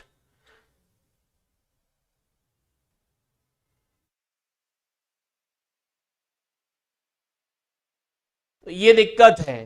तो इस प्रॉब्लम का सॉल्यूशन ढूंढेंगे भाई वक्त जैसे ही मिलता है, एक तो शेड्यूल इतना टाइट है कि कुछ नहीं मिलता। चलिए मैलवेयर में हम जाते हैं। सबसे वायरस के बाद सबसे दूसरा टर्म आता है वॉर्म। अच्छा वॉर्म के बारे में मैंने जब सॉफ्टवेयर पढ़ाया था तो वहां पर मैलवेयर के हमने कुछ एग्जांपल्स पढ़े थे, तो नया नहीं है हमारे लिए ये। वॉर्म का क्या डेफिनेशन था? सब वॉर्म का डेफिनेशन था जो सेल्फ रेप्लिकेटिंग होता है, ये लिखा है ऐसा प्रोग्राम जो खुद की कॉपी बनाए और स्प्रेड फैले बिना यूजर एक्शन, यानी यूजर एक्शन ना करे फिर भी फैलता जाता। मुझे तो लग रहा है मेरे में बॉम्ब ही आ रहा है। अभी मैंने कुछ देखे थे, कुछ ऐसे प्रोग्राम है जो डिलीट ही नहीं हो रहे, तो वो लग रहा है कुछ ना कुछ तो हो गया है, वायरस ही मुझे लग रहा है। ठीक है, फिर ट्रोजन हॉर्स है। ट्रोजन हॉर्स के बारे में मैंने क्या बताई थी कि ये दिखने में तो अच्छा होता है, यानी इंस्टॉल होने के बाद पता चलता है कि ये मैलवेयर है और ये सेल्फ रेप्लिकेटिंग नहीं होता था, ये मैंने सॉफ्टवेयर में ही बता दिया था। ठीक है, रैंसमवेयर। रैंसमवेयर में क्या होता है कि हमारी फाइल को इनक्रप्ट कर दिया जाता है और डिक्रप्ट करने के लिए भाई पैसा लिया जाता है, फिरौती ली जाती है। यानी आपकी फाइल इनक्रप्ट कर दे और डिक्रप्ट करने के लिए आपसे कुछ डिमांड करी जाए, वो हमारे रैंसमवेयर है। तीसरे कॉलम में मैंने एग्जांपल्स भी रखे, जैसे रैंसमवेयर में वानाक्राई नाम का था जो 2017 में फैला था। ठीक है ना, ऐसे मैंने कई नाम लिखे हैं तो उनको भी आप देखते रहिएगा। स्पाईवेयर, आपको याद है स्पाई का मतलब जासूस था, यानी जो हमारी सेंसिटिव इंफॉर्मेशन को स्टील करता है और थर्ड पार्टी को भेजता है, उसका नाम है स्पाईवेयर। जासूसी करने वाला मैलवेयर स्पाई होता है। एडवेयर, एडवेयर वो मैलवेयर होता है जो एडवर्टाइजमेंट के थ्रू आते हैं, जो पॉपअप मैसेज आते हैं ना, वहां पे क्लिक करते हैं उसके बाद जो मैलवेयर आता है वो एडवेयर में जाता है। नेक्स्ट हमारे पास रूट किट। रूट किट का मतलब होता है जो हमारे प्रोग्राम की रूट फाइल को इन्फेक्ट करे, जो मेन फाइल होती है ना उसे इन्फेक्ट करे, वो हमारा रूट किट में आता है। वूट नेट, अगर मैं बूटनेट की बात करूं तो वूटनेट एक ऐसा मैलवेयर होता है जो अक्सर यूज किया जाता है डीडीओ अटैक में, डीडीओएस अटैक में, यानी distributed denial of service. Distributed denial of service एक ऐसा अटैक होता है जो हमारे सिस्टम पर अलग अलग लोकेशन से इतनी रिक्वेस्ट भेजता है कि हमारा सिस्टम स्लो या क्रैश हो जाए, यानी जो ऑथराइज यूजर हैं उनके लिए अनएक्सेसिबल हो जाए, उनके लिए एक्सेसिबल मिले ही ना, मतलब सिस्टम पर इतनी रिक्वेस्ट भेज देना, ये DDoS होता है, जिसे डिस्ट्रीब्यूटेड डिनाइल ऑफ सर्विस जानते हैं हम लोग, या सर्विस कहते हैं। कीलॉगर ये हमारे स्पाईवेयर का ही एक टाइप होता है जो की स्टॉक को रिकॉर्ड कर उनके माध्यम से सेंसिटिव इंफॉर्मेशन को स्टील करता है और थर्ड पार्टी को भेजता है। की स्टॉक में अक्सर हम password, credit card, debit card information को डील करते हैं। एक होता है फाइल लेसर। फाइल लेसर का मतलब है कि ऐसा मैलवेयर जो मेन मेमोरी में, या फिर बोला जाए कि हमारे मेमोरी में ऑपरेट होता हो और फाइल को डिस्क पर नहीं लिखता, इससे पता चलता है कि कठिन हो जाए। मतलब पहली बात यह है कि ये फाइल लेसर होता है, यानी मेन मेमोरी को ऑपरेट करता है। दूसरा, इसको ढूंढने में बड़ी समस्या आती है, वो होता है फाइल लेसर। एक और है और लास्ट है जिसका नाम है लॉजिक बॉम्ब। लॉजिक बॉम्ब का सिंपल सा मतलब है कि ये किसी कोने में पड़ा रहेगा, किसी कोने में, जब तक हम इस पर क्लिक ना करें या पर्टिकुलर एक टाइम, डेट, एक्शन का ही इंतजार कर रहा है। लॉजिक बॉम्ब से आप ऐसा समझ सकते हैं कि टाइम बॉम्ब का क्या होता है कि टाइम बॉम्ब को पर्टिकुलर एक लोकेशन पर रख दिया और एक टाइम सेट कर दिया, तो वो अपने टाइम खत्म होने का वेट करता है। एक बॉम्ब होता है जिसमें वो क्लिप निकाल दी जाती है, तो वो भी हमारा इस लॉजिक बॉम्ब की तरह आएगा। यानी ऐसा मैलवेयर है जो हमारे कंप्यूटर की किसी मेमोरी में पड़ा रहेगा, अगर इसको छेड़ दिया तो एक्टिव हो जाएगा, छेड़ोगे नहीं तो जैसा है वैसा रहेगा, कोई इन्फेक्ट नहीं करेगा। ठीक है, तो ये मैलवेयर थे जो कि मैंने आपको बताए। अब हम अपने सिस्टम को मैलवेयर से या वायरस से कैसे बचा सकते हैं, क्या वो तरीके हैं जिससे हमारा सिस्टम इन मैलवेयर से बच सकता है, तो उसके कुछ तरीके जानते हैं। जैसे हम सॉफ्टवेयर को डे बाय डे अपडेट करें, अप टू डेट करते रहे, समय पर सॉफ्टवेयर को अपडेट करते रहे, तो हो सकता है हमारे सिस्टम में वायरस ना आए। दूसरा, अननोन सोर्स को कभी ओपन न करें जो ईमेल के द्वारा आए हैं। डेटा का बैकअप लेते रहें, हमेशा सिस्टम में एक स्ट्रॉन्ग पासवर्ड रखें। जब भी हम कोई फाइल डाउनलोड करते हो तो उसको चेक करते रहें, पॉपअप को ब्लॉक करके रखें, फायरवॉल को इंस्टॉल करें और किसी एडवांस एंटीवायरस प्रोग्राम को इंस्टॉल कर दें, तो आपका सिस्टम वायरस से बच जाएगा।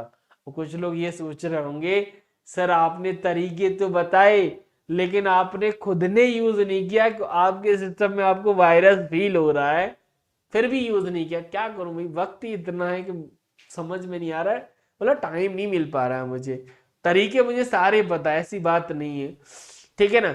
अब कुछ लोग कहेंगे कौन कौन से एंटीवायरस है, तो ये वो सारे एंटीवायरस के एग्जांपल्स हैं जो ऑलरेडी सॉफ्टवेयर वाले लेक्चर्स में मैंने आपको बता दिए हैं। अब जो भूल गए हैं, जिन नए हैं, वो यहाँ पर हमारे सभी एंटीवायरस के नाम पढ़ सकते हैं। ठीक है,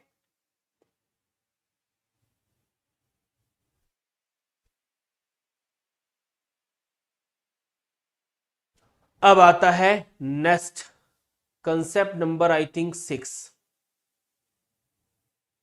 इसके बाद एक और बचेगा, वो बड़ा है, वो आज के ट्रेंड के हिसाब से जरूरी, जो मैंने लास्ट में रखा है।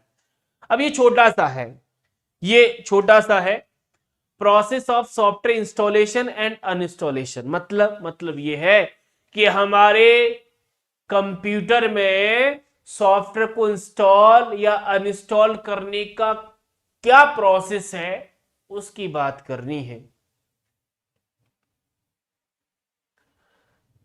क्वेश्चन कैसे आते मैलवेयर की सब बताऊंगा अभिजीत, थोड़ा सा ठंड रखें। सॉफ्टवेयर को कैसे इंस्टॉल किया जाता है, कैसे अनइंस्टॉल किया जाता है। देखो, जब भी किसी सॉफ्टवेयर को इंस्टॉल किया जाता है तो उसकी सेटअप फाइल की जरूरत होती है, सबसे मेन तो यही है।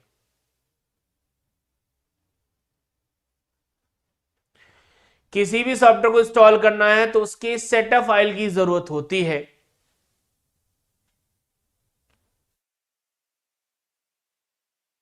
हेलो। हाँ जी, बोलिए। कौन कह रहा है? सबकी चल रही है, मैं खुद लाइव में हूँ। तो आपके मोबाइल में अटक गई तो फिर अब मैं क्लास ले लूँ कि आपके मोबाइल को ठीक करूँ अभी? तो, तो अभी क्लास के बीच में बताऊँ यार, या तो पहले पूछ लेते या बाद में पूछ लो।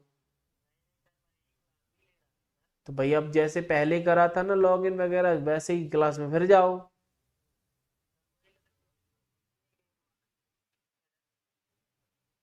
अब बाद में पूछना, बाद में बताऊंगा मैं।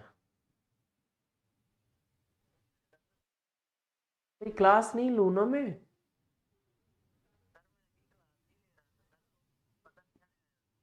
अब प्रोसेस स्टार्टिंग से देखना पड़ेगा, वक्त लगेगा। आप सोचे तुरंत बता दूं, लाइव में कैसे बताऊंगा यार? बात को मेरी भी परेशानी समझो।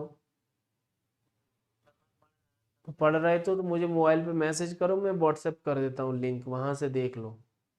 करो व्हाट्सएप, अभी मैसेज करो।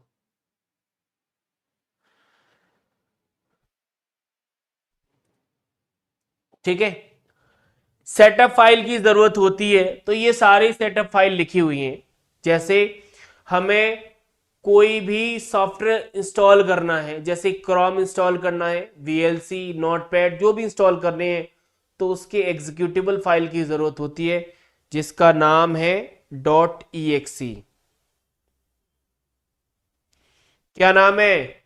.exe।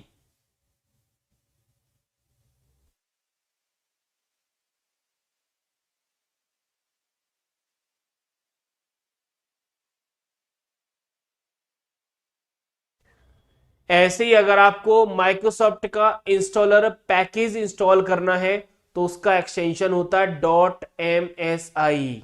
यानी इस फाइल को डाउनलोड कर लेंगे तो हमारा हो जाएगा। जैसे पाइथन, अगर हमारे पास कोई कंप्रेस्ड फोल्डर है तो उसका एक्सटेंशन आएगा .zip। जरूरत यह होती है कि इसे एक्सट्रैक्ट करना होता है, मतलब अगर इसे यूज करना है ना तो एक्सट्रैक्ट करना पड़ेगा। ये तो विंडोज में इंस्टॉल होने वाली सेटअप फाइल हो गई। वहीं अगर आप सॉफ्टवेयर को मैक ऑपरेटिंग सिस्टम में इंस्टॉल करना है तो मैक में अगर आप इंस्टॉल करना चाहते हैं तो हमारे पास जिन सेटअप फाइल की जरूरत पड़ती है उनमें सबसे पहले नंबर पे, अगर डिस्क इमेज की बात करूं तो .dmg आता है, जो कि अक्सर क्रोम और वीएलसी के लिए हम यूज करते हैं। यही विंडोज में .exe यूज होता है, याद रखना है। अगर आपको पैकेज इंस्टॉल करना है तो .pkg की फाइल आपको लेनी पड़ेगी। अगर आप जिप फाइल के साथ जाते हैं तो जिप का तो सेम ही रहता है।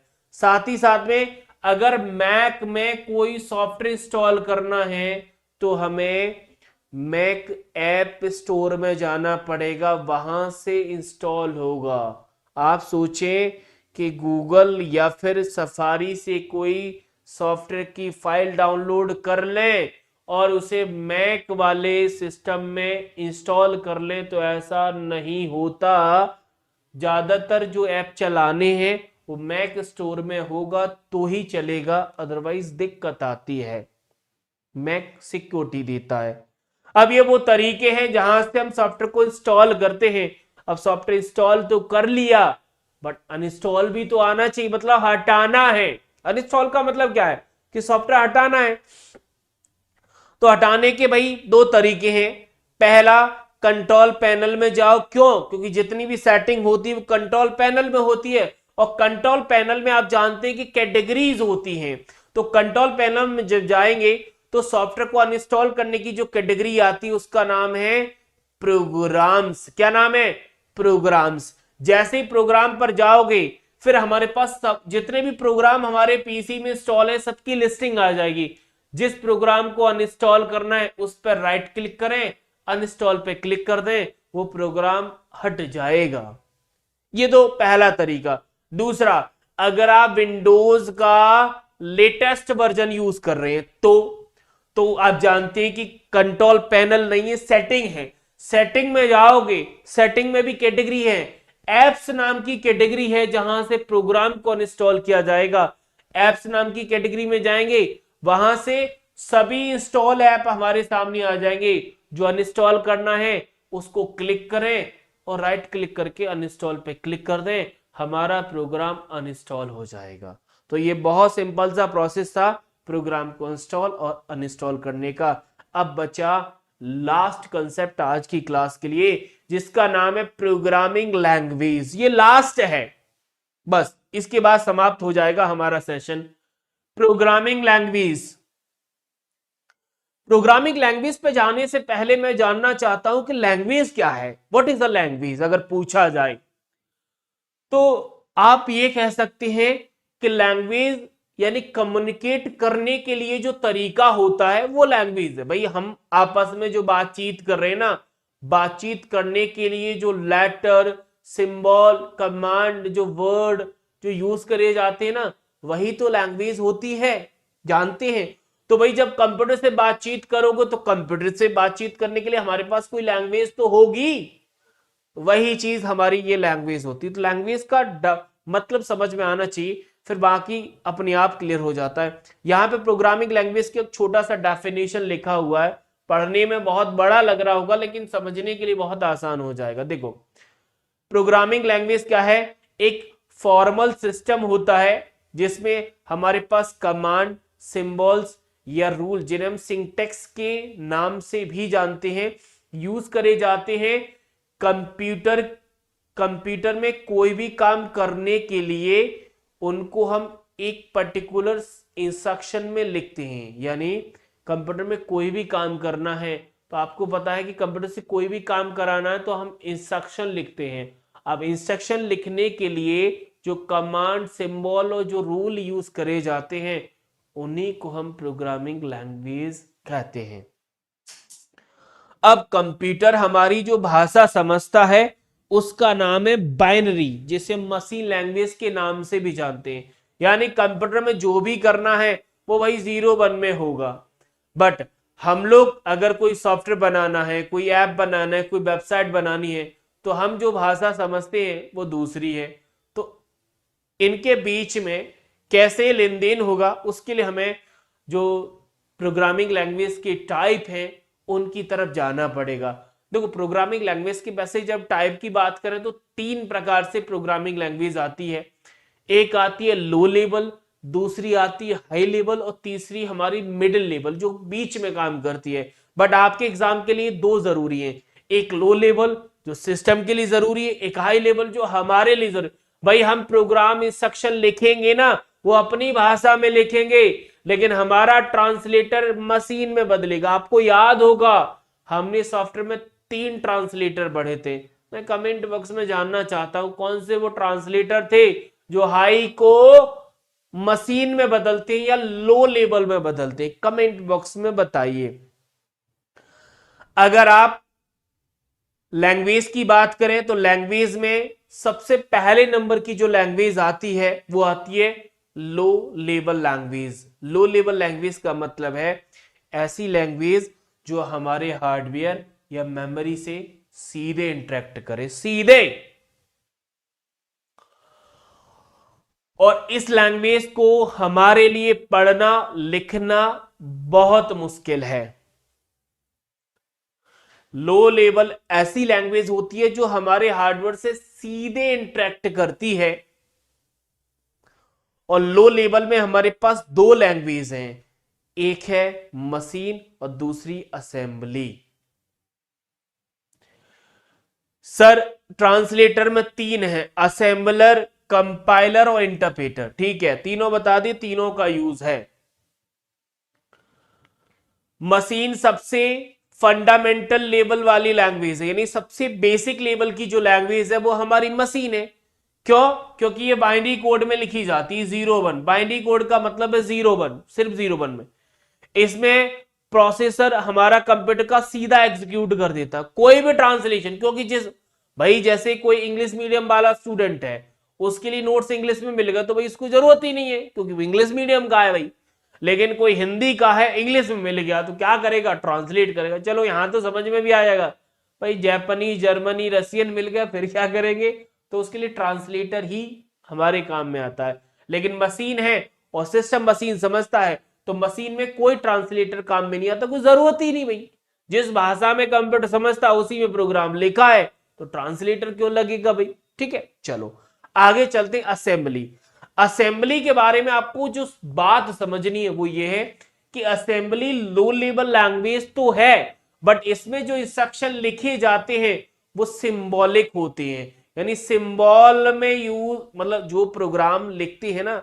हाँ, अब आपको पता है जब कंप्यूटर सिस्टम पढ़ा, सॉरी सॉफ्टवेयर पढ़ा था, तो वहां पर हमने प्रोग्राम पढ़ा था। क्या था प्रोग्राम? प्रोग्राम था भाई सीक्वेंस ऑफ इंस्ट्रक्शन, यानी जब हम कोई प्रोग्राम लिखते हैं तो इंस्ट्रक्शन का एक सीक्वेंस फॉलो करते हैं, उसी को हम प्रोग्राम कह रहे थे। तो हमारे असेंबली लैंग्वेज में जो इंस्ट्रक्शन लिखे जाते हैं वो सिंबल में लिखे जाते हैं, इसीलिए असेंबली को सिंबॉलिक लैंग्वेज भी कहते हैं। साथ ही साथ में एक चीज और रिलेट करनी है कि असेंबली लैंग्वेज में सिंबल यूज करे जाते हैं, उन्हें हम निमोनिक्स के नाम से भी जानते हैं। निमोनिक्स मतलब जैसे ऐड हो गया, मूव हो गया, ये निमोनिक्स हैं, इसमें एम साइलेंट होता है। अब हमने सिंबॉलिक में लिख तो दिया, बट आपको पता है कि हमारा कंप्यूटर सिर्फ बाइनरी या मशीन लैंग्वेज समझता है, तो भाई असेंबली लैंग्वेज को, जो हमारी असेंबली लैंग्वेज में कोई प्रोग्राम लिखा है उसको मशीन लैंग्वेज में बदलना, उसको मशीन लैंग्वेज में बदलना कौन करेगा सर? असेंबलर, क्योंकि असेंबलर ट्रांसलेटर का यही तो काम था, तो उसका यूज यहां पर समझ में आ गया। तो ये हो जाती है हमारी पहली लैंग्वेज फिनिश। हम चलते हैं दूसरी लैंग्वेज जिसका नाम है हाई लेवल लैंग्वेज, यानी ऐसी लैंग्वेज जिसे हम समझ सकते हैं, जस्ट लाइक अ इंग्लिश। जैसे इंग्लिश होती है ना, सेम वैसे ही इसमें इंग्लिश स्टेटमेंट का यूज होता है, कुछ सिंबल का यूज होता है, यानी हमारे समझने वाली, जिसमें हम पढ़ लिख या फिर बोल सकते हैं या सही कर सकते हैं। आपको एक बात पता है कि हमने प्रोग्राम को हाई में लिखा और अगर एग्जीक्यूट कराना है तो भाई ट्रांसलेटर लगेगा। क्यों? क्योंकि कंप्यूटर समझता है मशीन और लिखा हाई में है, तो हम यूज करते हैं ट्रांसलेटर। तो हाई को मशीन में ट्रांसलेट करने के लिए हमारे पास दो ट्रांसलेटर लिखे हैं जिनका नाम है कंपाइलर और इंटरप्रेटर। ठीक है, ये सारे वो एग्जाम्पल्स है जो हाई लेवल लैंग्वेज में आते हैं। यहां तक किसी को कोई डाउट होगा नहीं, क्योंकि अभी तक जितना पढ़ा वो कहीं ना कहीं पढ़ा हुआ कंटेंट थोड़ा सा रिलेट कराया है। मशीन लैंग्वेज मैंने बताई थी, लो लेवल में रखी, कंप्यूटर को समझते हैं। असेंबली मशीन में ही आती, लो लेवल में ही आती है, ठीक है ना। हाई हमने जाना था जो उसे हम समझते हैं मशीन, अगर कंप्यूटर को समझाना चाहते हैं तो ट्रांसलेटर लगेगा, कंपाइलर इंटरप्रेटर दोनों लगेंगे। कंपाइलर कहाँ लगेगा, इंटरप्रेटर कहाँ लगेगा, ये आप बहुत अच्छे से जानते हैं। अब बात क्या है कि थोड़ा सा जब आगे बढ़ेंगे ना तो थोड़ा सा इशू हो सकता है। क्यों? क्योंकि अब हम हाई लेवल लैंग्वेज के टाइप डिफाइन करने वाले हैं कि हमारी जो हाई लेवल लैंग्वेज है जिसे हम समझते हैं उसके एक्चुअली में कितने प्रकार हैं, वो थोड़ा सा इशू बनेगा, बट मैं कोशिश करूंगा उसको भी सरल करने की। ठीक है, उसको भी सरल करेंगे। तो जब हाई लेवल लैंग्वेज के टाइप की बात आती है तो सबसे पहला हाई लेवल में टाइप आता है जिसका नाम है प्रोसीजरल प्रोग्रामिंग लैंग्वेज। प्रोसीजरल या प्रोसीजरल, दोनों में से कोई भी प्रोनाउंस कर सकते हैं आप। अब कुछ लोग ये पूछेंगे कि सर ये बता तो रहे हैं, इतनी कहानी क्या जरूरी है? देखो, टर्म्स के बेसिस पे मैंने बोला ना कि टर्म एक ऐसा कंसेप्ट होता है कि आए और ना भी आए, और टर्म्स में सीधा खेल है कि टर्म उसका यूज, बस काम खत्म हो जाए। जैसे प्रोसीजरल का क्या मतलब है?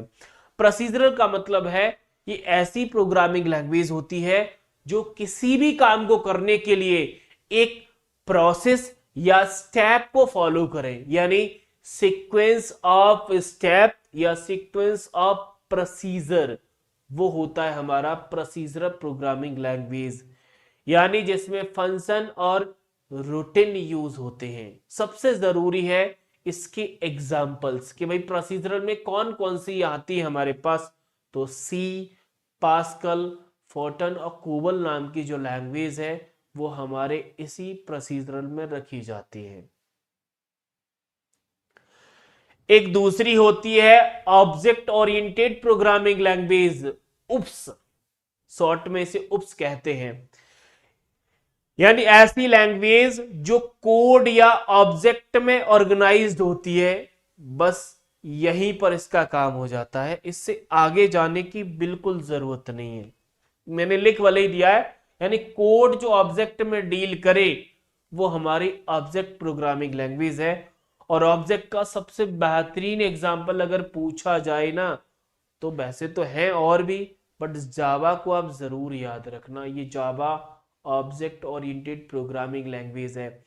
यानी सिंपल वे में बोला जाए तो जब आप कोई गेमिंग वगैरह डिजाइन करना है ना, या एंड्रॉयड डिजाइन बात करें तो वेब डिजाइनिंग में तो नहीं आएगा, बट एंड्रॉयड डिजाइनिंग में हमारा यही काम में आएगा, उप्स। आगे जाएंगे तो हमें फंक्शनल मिलेगा जो फंक्शन पे काम करती है, फिर हमें लॉजिक मिलेगा जो प्योर लॉजिक होती है। प्योर लॉजिक का मतलब है जो फैक्ट और रूल्स का इस्तेमाल करती है, फैक्ट और रूल्स का, वो हमारे लॉजिक चली जाती है। लॉजिक में प्रोलॉग होती है, प्रोलॉग ऐसे, ये लॉजिक पढ़ाने की इसीलिए जरूरी नहीं है क्योंकि आपको याद होगा कि जब हमने बात करी थी जनरेशन ऑफ द कंप्यूटर में, वहां पे प्रोलॉग आया था, प्रोलॉग को हमने प्योर प्रोग्रामिंग लैंग्वेज बोला था, तो उसका डेफिनेशन वहां से क्लियर है, ज्यादा मतलब उसकी जरूरत नहीं। स्क्रिप्टिंग ऑलरेडी हम जानते हैं, स्क्रिप्टिंग हम ऑलरेडी जानते हैं जो स्पेशली वेब कंटेंट या फिर किसी सॉफ्टवेयर को बनाने के काम में आती है। साथ ही साथ में वेब स्क्रिप्टिंग के एग्जांपल हम ऑलरेडी कंप्यूटर जनरेशन में पढ़ चुके हैं, तो मैं इस पर भी अगेन चर्चा नहीं करूंगा। सिर्फ मुझे बात करनी है मार्कअप लैंग्वेज की, ये बहुत जरूरी है। जब प्रोसीजरल ऑब्जेक्ट के बाद जो आती है वो आती markup language. Markup language programming language नहीं है, ये चीज बहुत जरूरी है। कभी कभी पूछा जाता है आपके एग्जाम में, एक क्वेश्चन आता है, मैं पूछ लेता हूं, ऐसे क्वेश्चन है कि इनमें से कौन सी प्रोग्रामिंग लैंग्वेज नहीं है, ठीक है। और ऑप्शन जो रखे जाते हैं, जैसे पहले ऑप्शन पे HTML आ गया, दूसरे ऑप्शन पे हमारे पास जावा है, तीसरे ऑप्शन पे हमारे पास पाइथन है, चौथे पे हमारे पास PHP है, ये आ गया। अब इसमें से बताना है कौन सी प्रोग्रामिंग लैंग्वेज नहीं है। तो ये जो HTML है ना, ये एक मार्कअप लैंग्वेज है। कैसी है? मार्कअप। ये प्रोग्रामिंग लैंग्वेज नहीं, ये स्पेशल टर्म है, स्पेशल याद रखना है। अच्छा, अगर ये मार्कअप है तो क्या करती है भाई? मार्कअप है तो ये करेगी क्या? तो पहली बात तो ये है कि इनका जो यूज है ना, अक्सर जो लॉजिकल मतलब कॉम्प्लेक्स लॉजिकल होते हैं ना, वहां पर करने की बजाय हम स्ट्रक्चर डिजाइन करने के लिए करते हैं, या डेटा निकालना है तब यूज होता है। यानी आपको कोई कॉम्प्लेक्स प्रॉब्लम मतलब कोई कॉम्प्लेक्स लॉजिकल परफॉर्म करने की बजाय अगर आप कोई स्ट्रक्चर या डेटा रिट्राइव करना चाहते हैं, वहां इस लैंग्वेज का यूज होता है। अब यहां पर दो लैंग्वेज लिखी है, मार्कअप और क्वेरी। अब जो मार्कअप लैंग्वेज आती है जो कि स्ट्रक्चर बनाती है, मार्कअप लैंग्वेज हमारा स्ट्रक्चर डिजाइन करती है और एक्सक्यूएल हमारा डेटा को रिट्राइव करती है, यानी रिट्राइव डेटा। ये दोनों चीजें अलग है भाई। डेटा रिट्राइव करना है एक्सक्यूएल लैंग्वेज, और अगर आपको स्ट्रक्चर बनाना है तो हम यूज करते हैं HTML। यानी सिंपल वे में बोला जाए कि अगर आपको वेब डिजाइनिंग करनी है, वेब पेज बनाना है, तो HTML काम में आता है। आगे पढ़ाऊंगा, जब हम इंटरनेट की बात करेंगे ना तब हम जाएंगे। फिर भी अगर आप शॉर्ट वे में लिखना चाहते हो तो लिख लो, वेब पेज बनाने के लिए, वेब पेज बनाना है तो हम यूज करते हैं HTML, hyper text markup language, ये इसका फुल फॉर्म लिखा हुआ है। दूसरा, अगर एक्सक्यूएल की बात करें ना तो एक्सक्यूएल क्या करता है, अगर किसी डेटाबेस से कम्युनिकेट करना है, डेटाबेस से, तो हम एक्सक्यूएल की बात करते हैं, या फिर कोई डेटा रिट्राइव करना है तो हम एक्सक्यूएल की बात करते हैं। ये डेफिनेशन आप स्पेशली अपनी नोटबुक में लिख सकते हैं, ठीक है। तो यहां पर हो जाता है हमारा हाई लेवल लैंग्वेज के टाइप फिनिश, ठीक है। अब एक्चुअली में जो लैंग्वेजेस है ना, मतलब जो लैंग्वेज है ना, लैंग्वेज में एक्चुअली हम कर क्या रहे हैं अगर पूछा जाए तो लैंग्वेज का यूज हम क्यों करते हैं भाई? तो लैंग्वेज का यूज करते हैं किसी भी प्रोग्राम को लिखने के लिए। क्या जरूरत है लैंग्वेज की? भाई लैंग्वेज में प्रोग्राम लिखे जाते हैं, क्योंकि इंस्ट्रक्शन के सीक्वेंस को ही तो हम लोग प्रोग्राम कह रहे थे, तो उनको लिखने के लिए हम प्रोग्रामिंग लैंग्वेज का यूज करते हैं। अब प्रोग्रामिंग लैंग्वेज से जब प्रोग्राम लिखे जाते हैं तो प्रोग्राम भी हमारे दो प्रकार के होते हैं, यानी लैंग्वेज के द्वारा जो प्रोग्राम लिखे जाते हैं वो दो प्रकार के हैं। एक ऐसा प्रोग्राम है जो सर्वर पर चलता है, एक ऐसा प्रोग्राम है जो क्लाइंट पर चलता है, मतलब जो हमारे यूज का है। तो ऐसे ही हमारे प्रोग्रामिंग लैंग्वेज का जो प्रोग्रामिंग डिजाइन है, यानी जब हम कोई एप्लीकेशन बनाते हैं तो उसके दो टाइप निकल के आते हैं। पहला क्लाइंट साइड, क्लाइंट साइड का मतलब है कि ऐसा वेब एप्लीकेशन जो क्लाइंट यानी हमारे लिए जरूरी है। अब हमारे लिए जरूरी जो सॉफ्टवेयर बनाना है उसमें हमारे पास जावास्क्रिप्ट, HTML और CSS नाम की लैंग्वेज आती है। ये तीन लैंग्वेज हैं जो हमारे लिए यूज होने वाले प्रोग्रामिंग को या सॉफ्टवेयर को डिजाइन करने में मदद करता है। दूसरा आता है सर्वर। सर्वर का मतलब है कि ऐसे प्रोग्राम जो सर्वर पर चलते हैं उनको बनाने की जो लैंग्वेज यूज करी जाती है वो हमारे पास PHP, पाइथन, रूबी, जावा, सी और जावास्क्रिप्ट। लेकिन एक चीज याद रखिएगा, जावास्क्रिप्ट सर्वर और क्लाइंट दोनों सॉफ्टवेयर को डिजाइन कर सकती है, दोनों सॉफ्टवेयर को बना सकती है। ये स्पेशल पॉइंट है, ठीक है। प्रोग्रामिंग लैंग्वेज में दिक्कत आएगी, मैंने थोड़ा बोला था, क्योंकि थोड़ा ज्यादा है इसमें दीप। अब काम इतने से भी नहीं चलता। अगर आप बोले कि इस काम इतने से चल जाएगा तो नहीं चलेगा, तो फिर क्या करना है सर? होता क्या है कि हमारे एग्जाम में प्रोग्रामिंग लैंग्वेज के बारे में 4 कंसेप्ट अक्सर कभी कभी टपक जाते हैं। पहला, कि जितनी भी हाई लेवल लैंग्वेज हमने पढ़ी, जितनी भी प्रोग्रामिंग लैंग्वेज पढ़ी, वो किसने बनाई, कब बनी, उसका एक्सटेंशन क्या है, उसका यूज किसके लिए होता है। ये 4 पॉइंट कभी भी एग्जामिनर पूछ लेता है, कभी भी। समझ में आया क्या बोल रहा हूं? भाई कोई लैंग्वेज कब आई, किसने बनाई, उसका सोर्स फाइल क्या होता है, या उसका यूज कहां होता है। ये 4 ऐसे पॉइंट हैं जो कभी भी किसी भी लैंग्वेज से रिलेट हो सकते हैं। ये कंसेप्ट उनके लिए स्पेशल जरूरी है जिनका टारगेट है बड़ा, मतलब एग्जाम जिनको पास करने से ठीक है वो तो हो ही जाएगा, अच्छे नंबर लाने। और जिनको एग्जाम सिर्फ पास करना है ना, अगर लैंग्वेज में थोड़ा सा भी समझ में आ जाए तो ठीक है, नहीं आया तो ज्यादा दिमाग में टेंशन लो ही मत यार, क्योंकि एक क्वेश्चन आना है और आ गया तो ठीक है। घबराने वाला विषय नहीं कि नहीं सर ये तो कैसे याद करेंगे, क्यों टेंशन ले रहे यार। जो बार बार आएगा हम उस पर दिमाग लगाएंगे, इसको तो बस एक बार पिक्चर आंखों से निकाल लेनी है। क्यों ये मैं क्यों निकाल भाई, कुछ लोग फिर ये कह सकते हैं कि सर जब पेपर में आने के चांसेस ही कम है तो फिर आप पढ़ा क्यों रहे हैं?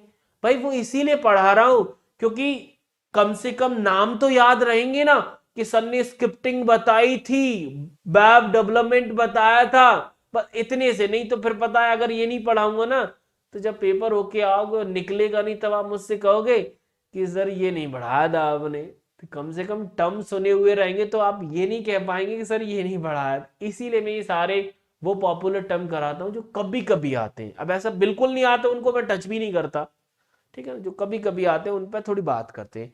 अब मैंने एक टेबल बनाई है, वैसे ये पीडीएफ आपको मिल गया है, जिनको नहीं मिला है तो जैसे बाकी पीडीएफ आप अपने जैसे भी लेते हो वहां से ये पीडीएफ आप एक्सेस कर लेना। इस पीडीएफ में लास्ट में ये टेबल बनी हुई है। इस टेबल में मैंने क्या किया है कि हर एक लैंग्वेज के नाम, जैसे पाइथन, पाइथन को किसने बनाया तो ग्वाइडो वान रोसम नाम के साइंटिस्ट हैं, इन्होंने बनाया। कब बनाया था तो सर 1991 में। क्या इसका सोर्स फाइल का एक्सटेंशन होता है तो py होता है। यूज क्या है तो वेब डेवलपमेंट करनी है, AI, machine learning, data science या फिर ऑटोमेशन पे काम करना है तो हम पाइथन लैंग्वेज का यूज करते हैं, ठीक है। ऐसे ही अगर पूछा जाए कि भाई जावा स्क्रिप्ट किसने बनाई तो ब्रेंडन ईच नाम के साइंटिस्ट थे, 1995 में बनाई। हमारा जो एक्सटेंशन क्या है डॉट जेएस है। यूज कहां होता है तो वेब डेवलपमेंट, यानी फ्रंट एंड और बैक एंड दोनों बनानी, यानी क्लाइंट और सर्वर दोनों के वेब एप्लीकेशन बनाता है हमारा जावा स्क्रिप्ट। क्यों? क्योंकि जावा स्क्रिप्ट को मैंने क्लाइंट और सर्वर दोनों एप्लीकेशन में रखा था, ये याद है ना, इसीलिए। तो ये टेबल से आप एक बार सभी लैंग्वेज के नाम सब कुछ देख लीजिएगा, ज्यादा चर्चा नहीं करूंगा क्योंकि इसमें कुछ नहीं। जैसे सी है, सी भाई डेनिस रिची नाम के साइंटिस्ट ने बनाई, 1972 में बनाई। सी प्लस प्लस हमारे स्टुअर्ट नाम के साइंटिस्ट से 1980s में बनाई। सी शार्प है, ये माइक्रोसॉफ्ट के अंडर बनी थी, 2000 में बनी। यूज क्या है वो यूज लिखे हुए, जैसे सी शार्प और सी प्लस प्लस का यूज है गेम डेवलपमेंट, गेम बनानी है तो वहां पर इसका यूज होता है। ऐसे ही हमारे पास आर लैंग्वेज है, पीएचपी है जिसका फुल फॉर्म मतलब हाइपर टेक्स्ट प्री प्रोसेसर होता है। रासमस नाम के साइंटिस्ट हैं, 1994 में बनाई थी। इसका यूज पता है कि सर्वर साइड पर होता है और हमारा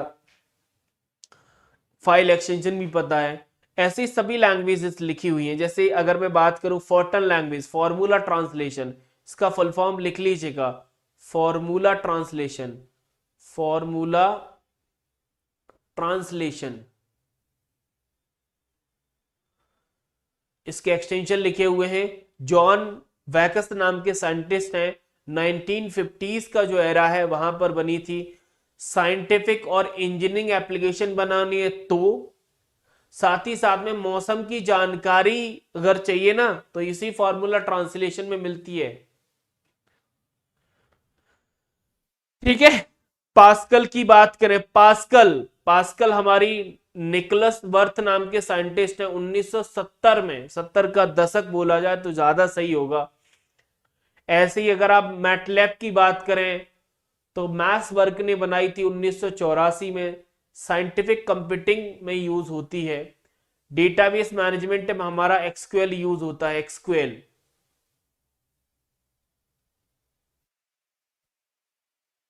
एक और है, कौन सी बताना चाह रहा था, हाँ ये जावा वाली जरूर याद रखना। जावा, जावा के दो साइंटिस्ट माने जाते हैं, एक जेम्स गॉसलिंग जो कि सन माइक्रोसिस्टम कंपनी में काम करते, तो प्रेजेंट में जावा का जो मालिक है ना वो ओरिकल है। जावा बनाई तो जेम्स गॉसलिंग की नहीं थी जो सन माइक्रोसिस्टम कंपनी में काम करते थे। तो कभी कभी कंपनी का नाम आ जाता है, जैसे सिंपलिसिटी कौन पढ़ाता है तो कुछ लोग तो मेरा नाम जानते हैं कि सैलेंसर पढ़ाते हैं, कुछ लोग मेरा नाम जानते ही नहीं है, कुछ लोग कहते हैं सर बीएसआई अकेडमी से पढ़ा मैं। तो कंपनी और दोनों का नाम कभी कभी पुकारा जाता है, ठीक है। तो ये सारी चीजें हैं। अब यहां तक हो जाता है हमारे 5 से 6 7 जो कंसेप्ट हमने पढ़े। यूजर इंटरफेस, उसके बाद बूटिंग, बूटिंग के बाद सिस्टम कॉल, फिर हमने मैलवेयर, फिर हमने पढ़ा था क्या, मैलवेयर के बाद ट्रबल शूटिंग, ट्रबल शूटिंग के बाद हमने देखा प्रोग्रामिंग लैंग्वेज, और कुछ बचा क्या, इतने सारे पढ़ लिए महीने उड़ जाते हैं। और कौन सा है? आज के लिए यहीं पे देते हैं विराम। मिलते हैं फिर अगली क्लास में, तब तक के लिए थैंक यू, शुक्रिया, राधे राधे।